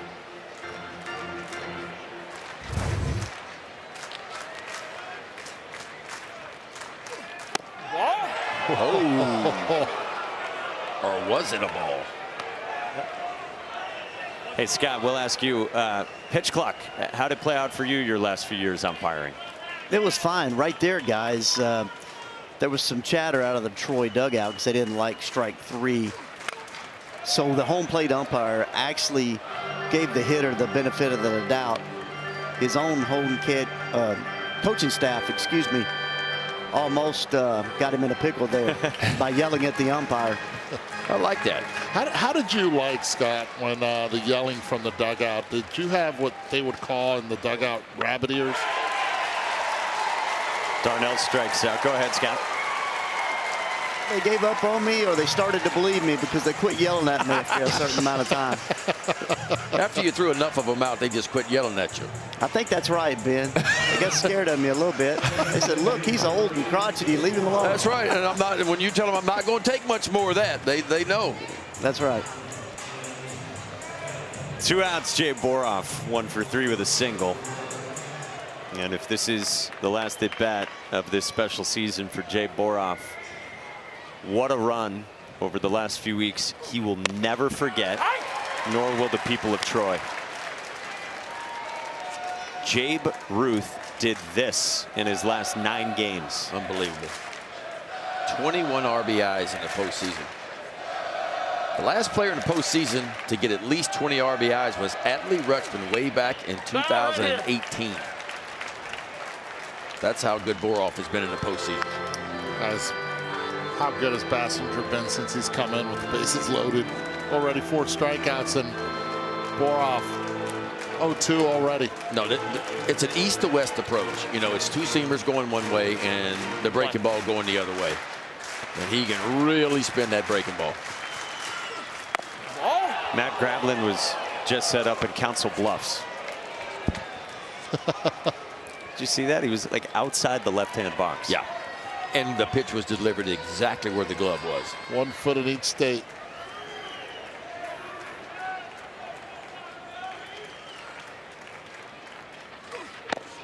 Swing and a miss. Reese Bassinger's nasty. Well, Bassinger has faced 6 batters, folks, and he's punched out 5 of them, and he's been spinning those breaking balls. The first 2 on breaking balls, the last one on a 2-seam fastball. Big-time effort by Reese Bassinger.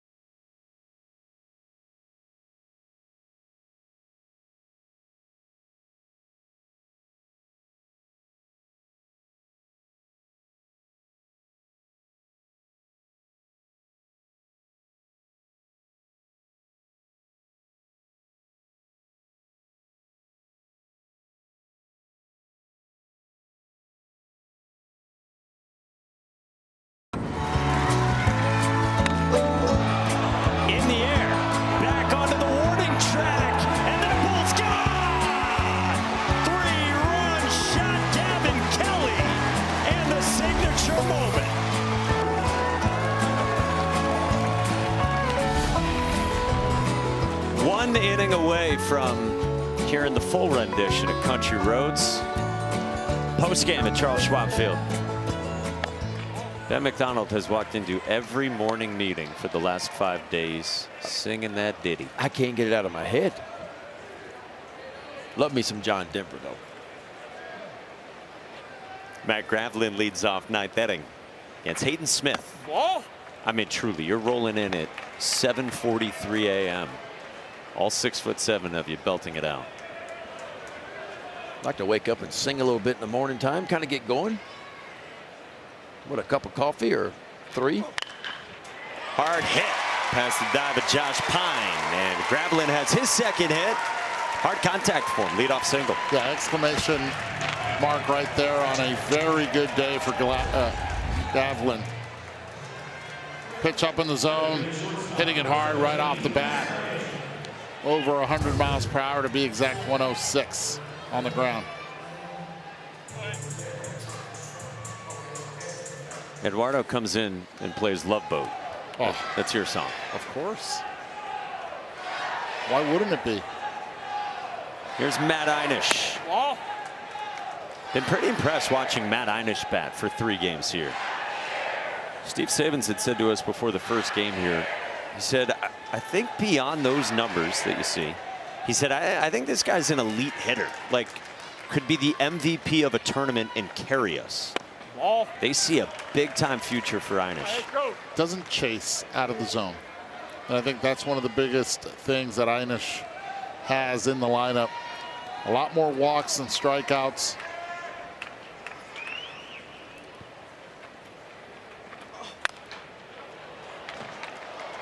He was at Ohio University last year, had an OPS near 1,000, all-MAC 2nd team, and then this year's been very effective for West Virginia.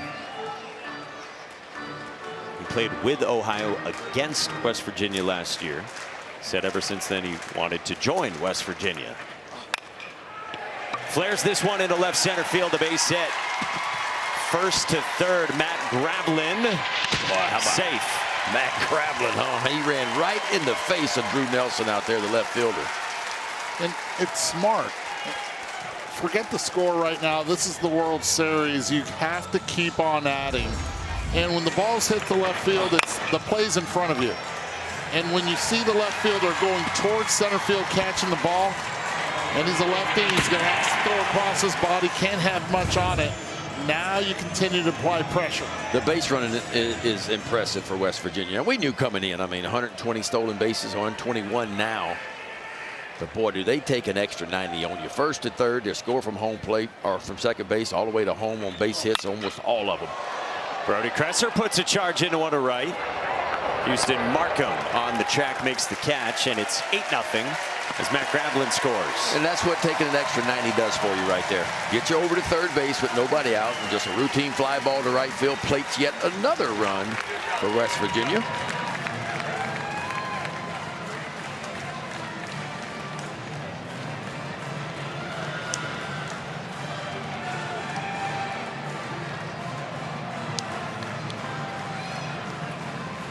Again, 11 hits for West Virginia. 9 of them singles. It's the extra bases, base running, that gets the job done. Yeah. We're going to get a pinch hitter here in the spot of the 8th hole, populated by Ben Lumsden. Zahir Barjam will bat.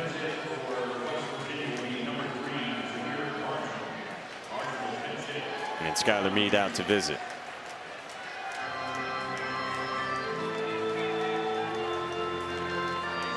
Makes the call for the right-hander here in the 9th inning. All West Virginia in Omaha.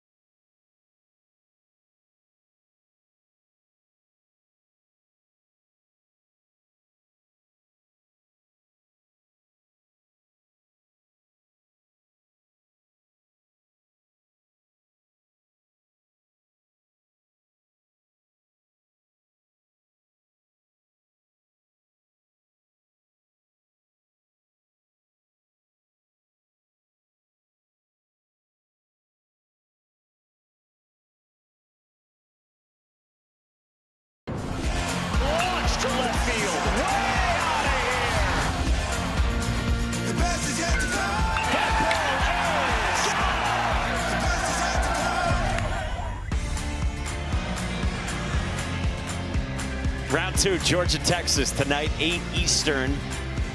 Georgia suffered a loss against Oklahoma yesterday. Texas won an elimination game with a cycle from their shortstop Adrian Rodriguez.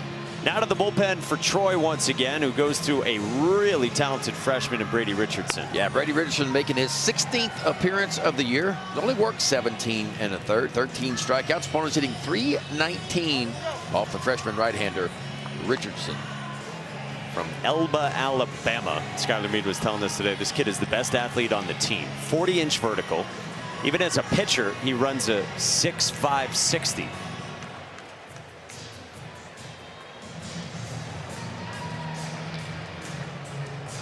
And just like Ben McDonald, he dominated the ACT. He got a 32 on it. Man, I had to take it 3 times to get a 32. Bar Jam bats. And this one Karam's in front of Jimmy Janicki. Bar Jam, born in Santo Domingo, raised in Miami, went to Christopher Columbus High School, same high school as Heisman Award winner Fernando Mendoza. Same high school that I also did not make the team on when I was in high school. Yeah, I wasn't going to bring it up. That remains ridiculous. You showed up and they didn't have a spot for you. Nope.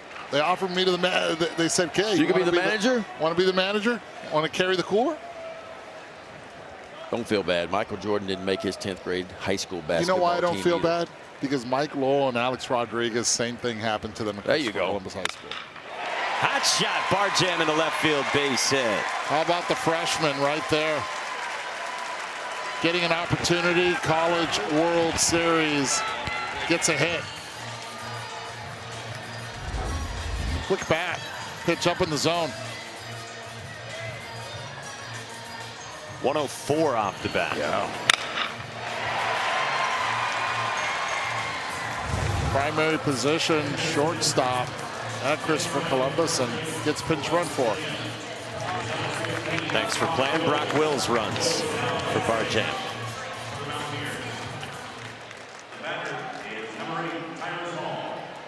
So Wills runs. He's a guy who started in the outfield a lot this year, over Ben Lumsden at times.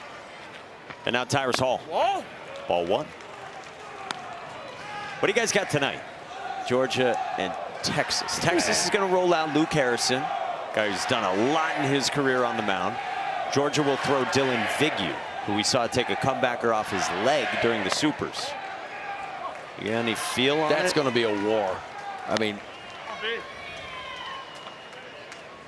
I'll tell you this, Georgia's only lost back-to-back games twice the entire season. That's it, only twice.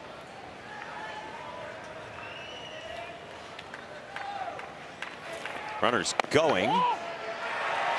And now it's second to third. And what we've learned here in Omaha, expect the unexpected. I think it's going to be a battle. I think the environment here at the Chuck is going to be impressive. Can't wait to be here and see it. A lot of people thought whoever won that game in the first meeting between them, Georgia, Texas on Saturday, would win the whole thing, or at least reach the finals. And now they're fighting to stay alive when they meet tonight. And for Texas, Adrian Rodriguez will be back in action. A-Rod, who's red hot. He had 5 hits yesterday and hit for the cycle, only the 3rd in the 79-year history of this event. And really impressive at-bats yesterday. Hits for the cycle, goes 5 for 5. Just the way he was able to do it, using the entire field, line to line. Armani Guzman. By the way, our words carry a lot of weight. We were barking about official scoring decisions. Word travels up in the press box. Yes, it does. You guys have a lot of power. The thing is, thank you for listening, because Ben was right. Yeah, put it on me. Both of y'all were barking as much as I was. We're going to get about maybe more. If you weren't with us, it was in the 2nd inning of that game yesterday. Adrian Rodriguez hit a ball that went into left center field. It got past the outfielders for Alabama. It was originally scored a single. Ended up a two-base error on the initial ruling. Changed later to be a triple. That ended up after being you guys complained enough. No. After the guy with the flat top complained enough. Over here. Nonetheless, it was awesome for Adrian Rodriguez. And like we just showed you, only the third in the history of this event. 2-0. Ooh, just missed. 3-0 from Brady Richardson. I mean, Texas has some big bats. Rodriguez rolling right now. He's probably been their best player in the postseason. A couple of top 2-round picks in Aiden Robbins and Carson Tinney. And we know what Georgia's offense can do. Yes. They can slug. Wind is picking up now. It seems like this evening it could make and be a factor.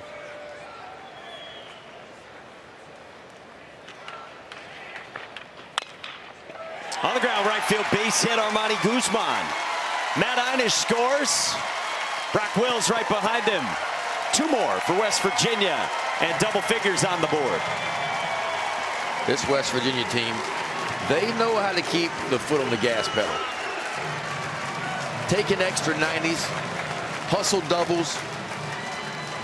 And we talked about it. They had struggled coming in, hitting with runners in scoring position a little bit here in the College World Series, but they have been on point today, and another bullet. 2 RBI, double by Guzman. Yeah, and it's the 4th time he gets on base. 2nd hit with 2 walks, and top of the order. It's just been a balanced attack, top, bottom of the order. Relentless, West Virginia. I mean, everybody in the lineup has reached base. 1 through 9, up and down. And even pinch hitters getting base hits as well. Nate Criswell will come on, and we'll get Gavin Kelly here in the 9th inning with this one getting out of reach. Well, we told you about Adrian Rodriguez. How about we show you his day? The cycle yesterday for the young shortstop who is totally locked in. Yeah, started it off down the line, and then using this field. This was a controversial play right there. They would get a double with an error, but instead on the throwing, they changed that one.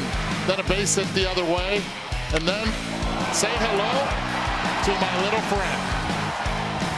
That right there was the hit for the cycle. He added another double to it, but Adrian Rodriguez having a career afternoon yesterday here in the College World Series. And then Caden Glauber is the best freshman in the sport. North Carolina has not lost a game when he pitches this year. And man, how good was Joey Volchko on Saturday night? I mean, that was electric stuff, big time stuff. And we've seen this throughout the College World Series in recent years. We get guys that show up here from a pitching standpoint that actually maybe weren't great all year long. They were good, they were solid, but have the performance of a lifetime. But that's what it takes to win the College World Series. And the winner of this one gets North Carolina tomorrow afternoon. And North Carolina in a position of advantage so far. And so if they get West Virginia again, as it's obviously looking, you go back to a game that on Sunday was tied 2-2 into the bottom of the 7th when West Virginia made 2 errors, 3 unearned runs scored. And North Carolina has already said, head coach Scott Forks has already said they're going to start their Sunday starter, Folger Boaz, on the mound tomorrow. Okay. So that's their Sunday starter. It's an elevated ERA, but it's good stuff for Boaz. Yeah. And that way you save Caden Glauber, at least until you really need him. You would think McDuffie and Glauber are going to be ready. And for Boaz, the goal's got to be get through 5 innings. Get through 5 innings for Boaz, and then you bring in the relievers behind him. But he's a young man that had a really good junior year last year, and then this year it hasn't been quite as good, but a chance to make everybody forget about this year and focus on his start that he's going to have for North Carolina. And I think the weather's going to play a factor tomorrow. The wind is expected to be blowing between 20 to 25 miles per hour out. 20 to 25 out. Out. We'll see if that holds. That's interesting. Well, Gavin Kelly bats again. 2 hits in this game, a single and a run scored in the 3rd, and then a 3-run home run in the 6th. And Nate Criswell delivers all 1. in a very small zone in this game.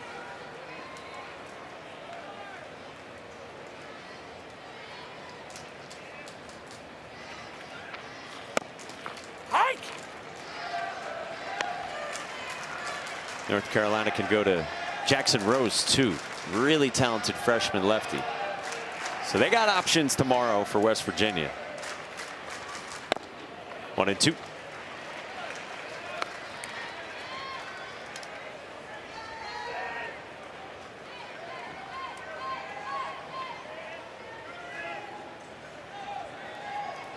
Chris Weld, the junior from Oakdale, California, deals a 1-2.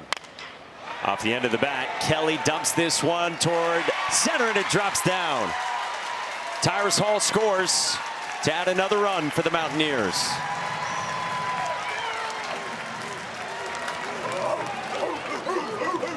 It just seems like they're finding every hole right now and grass in the outfield. This one not hit hard at all. Yet a no man's land.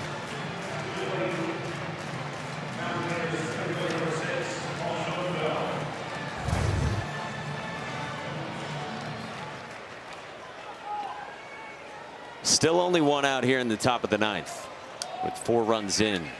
West Virginia up to 14 hits. Paul Schoenfeld bats.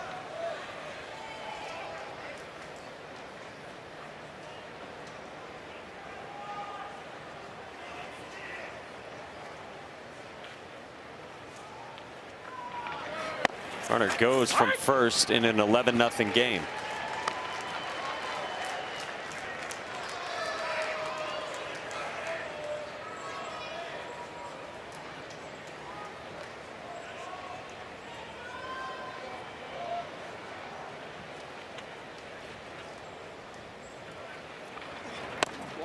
Two and 1.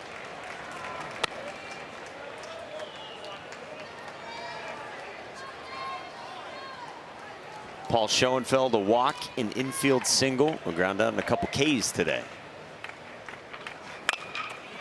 Hard hit into the shift at second to Sean Darnell. 2 down with a run in as Guzman scores, and a dozen on the board.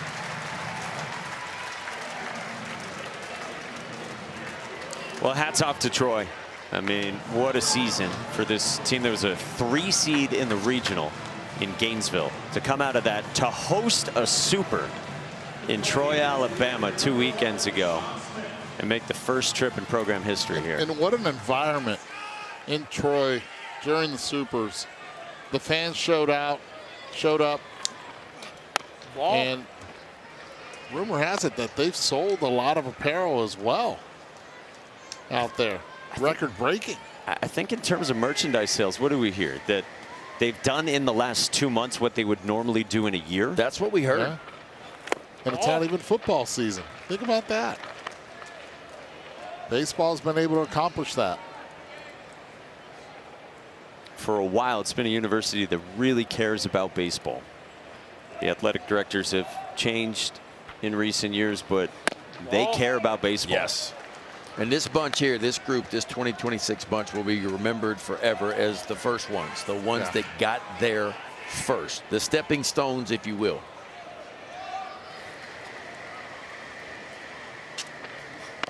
And I think so important to remember the context as Sean Smith walks.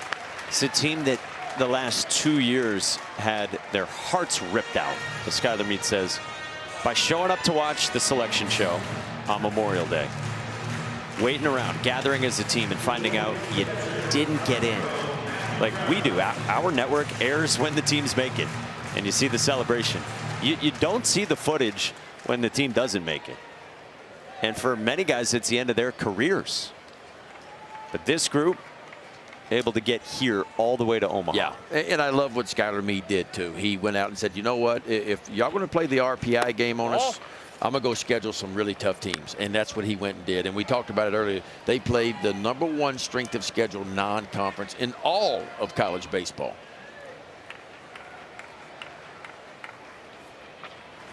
Ball. 2-0 on Matt Gravlin.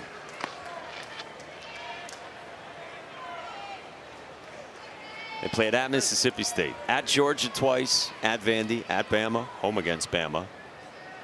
Pretty much all the above. Matt Gravelin tags one to center. And room for Steve Meyer. Getting over. 5 more runs of insurance, and West Virginia 3 outs away from sticking around.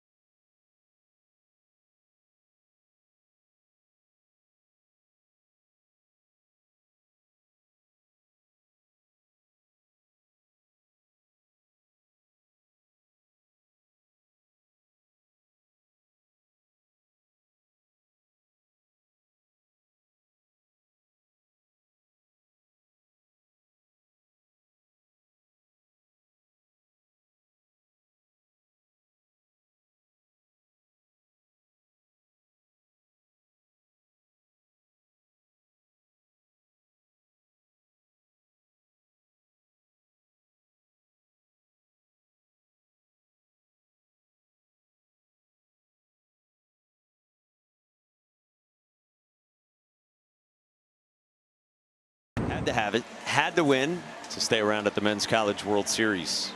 3 outs away from standing and singing Country Roads.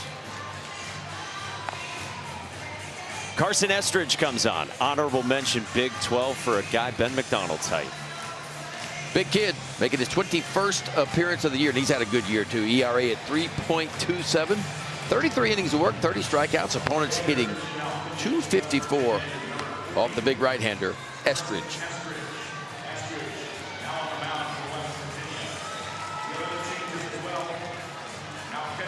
And only 3 outs left in Troy's season to play with 9, 1, and 2 coming up.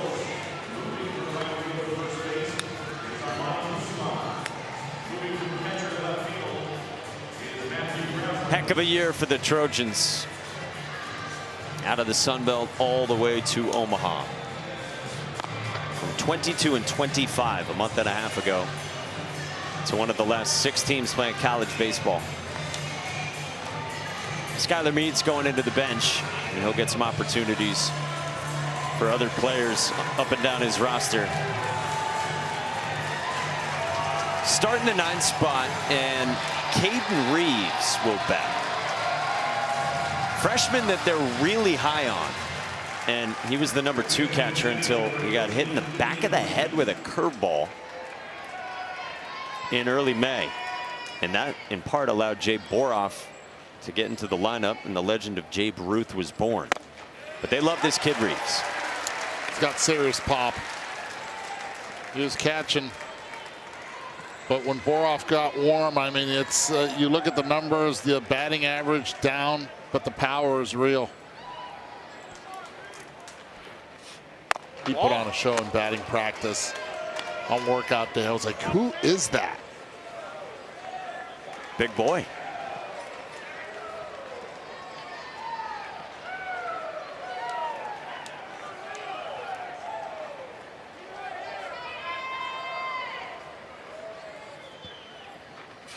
Ball.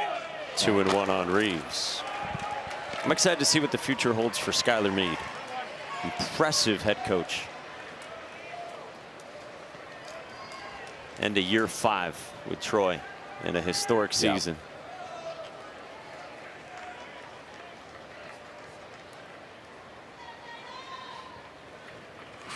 Ball. Yeah, Skylar Meade's a pretty special guy. I mean, he got into coaching at a very, very young age, obviously.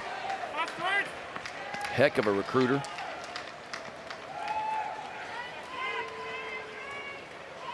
Pitched on that 07 Louisville team you saw that got here. That was Dan McDonald's first year as the head coach at Louisville. 5-pitch walk. Reeves is on.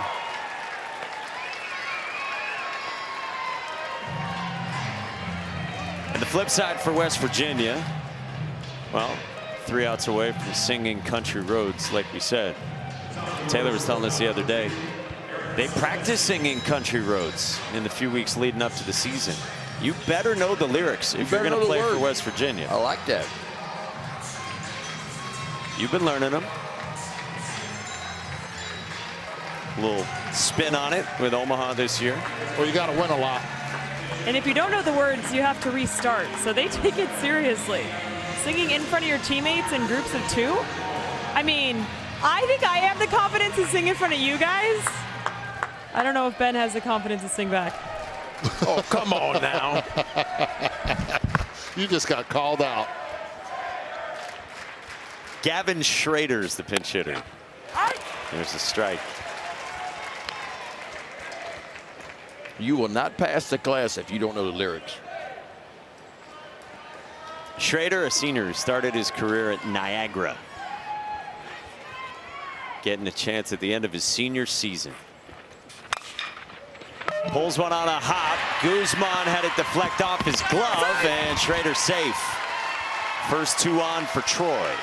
Sun beats down on this field. They might rake it, but it is lacking water right now, and it's quick. This one just gets up on Guzman.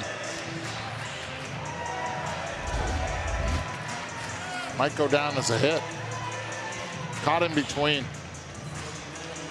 I'm staying out of all scoring decisions until further notice. They'll give that one an error.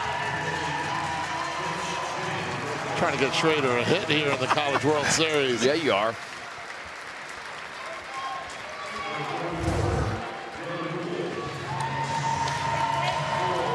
A wise man once said, no one man should have all that power. And it is an error. We get another pinch hitter here for Troy. This is in Josh Pine's spot in the lineup. Dylan Cool.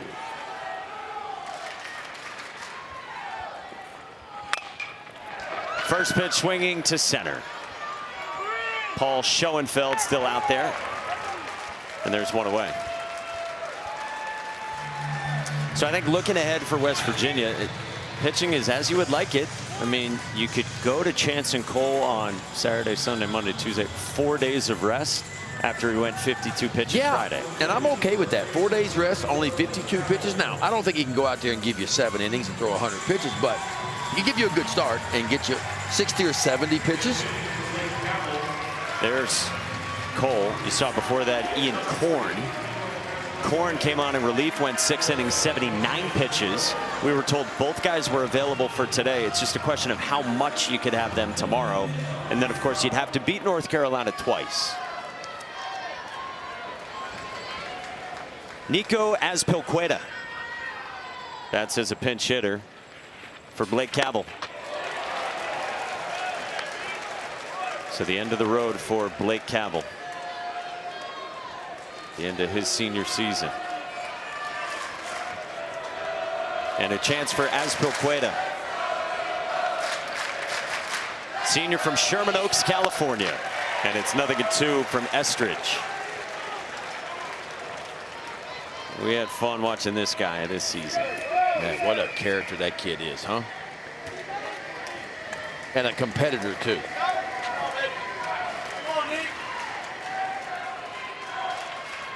Oh, 2. A sword and a strikeout for Carson Estridge. 2 down. He's saying it hit the bat. I didn't hear it. He says, I promise. You're not going to get a challenge. It is challengeable, but I don't think in a 12-run game you do. And so we'll get one more pinch hitter here with 1 out left to play with for Troy. And here comes Nolan Book, who spent time starting this season at shortstop.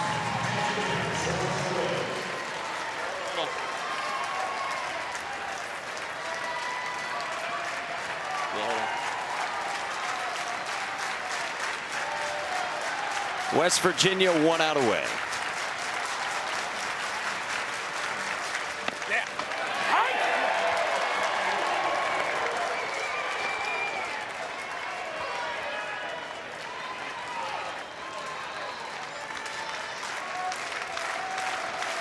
Dawson Montesa started this game for West Virginia and was crisp.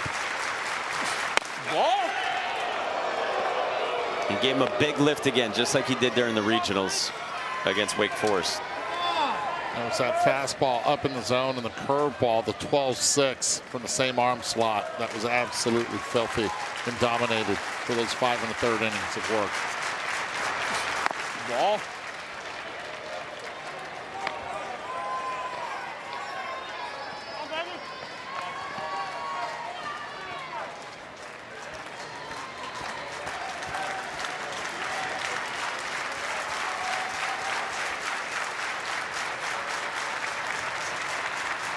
Two-one. Book pops it up foul, and Troy's down to its final strike.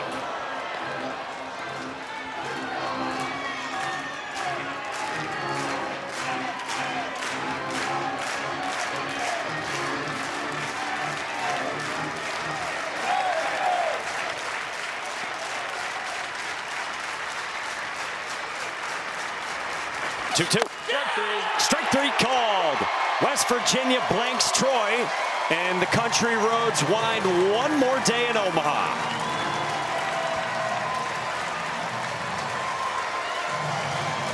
You talk about diversifying the portfolio. That's exactly what the offense of West Virginia did this afternoon. Everyone involved. Yeah, West Virginia, how about this?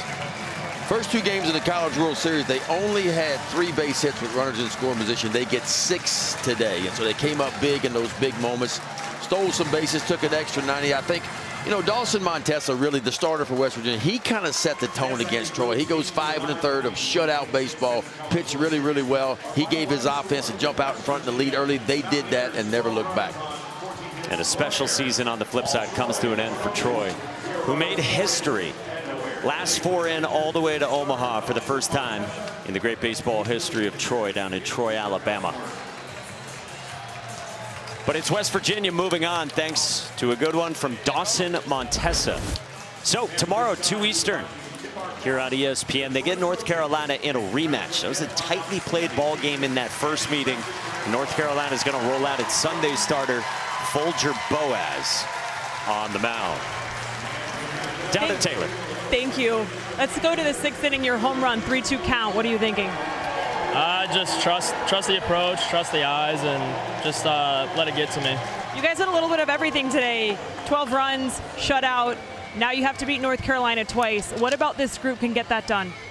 I mean, we're a resilient group of guys. We've been battling good games all year. Some things haven't gone our way, so just staying together, sticking to our approach, and being gritty.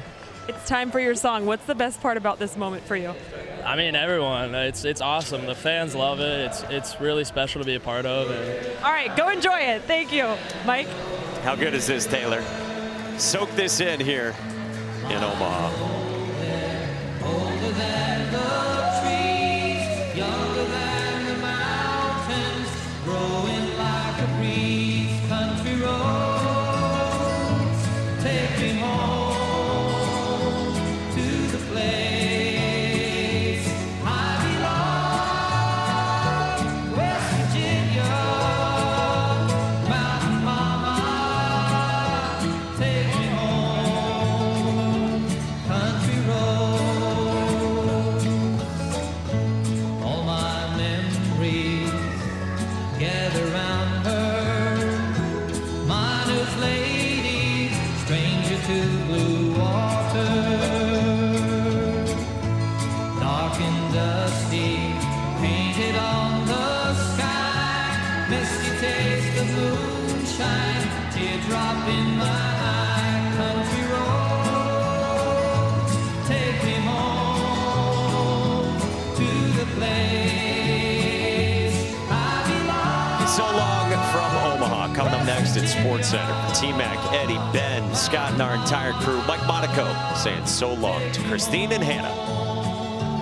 Country roads, I hear her voice in the morning hours, she calls me.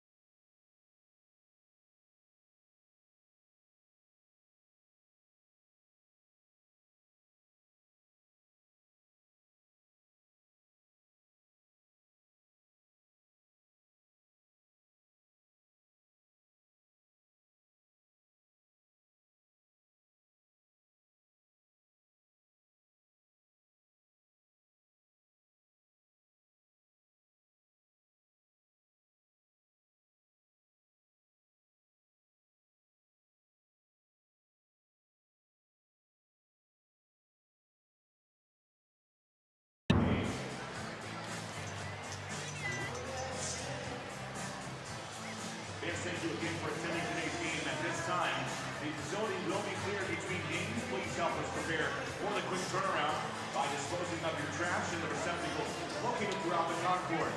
We ask that all guests please exit the facility and re-enter for today's second game. Our next game features the Texas Longhorns and the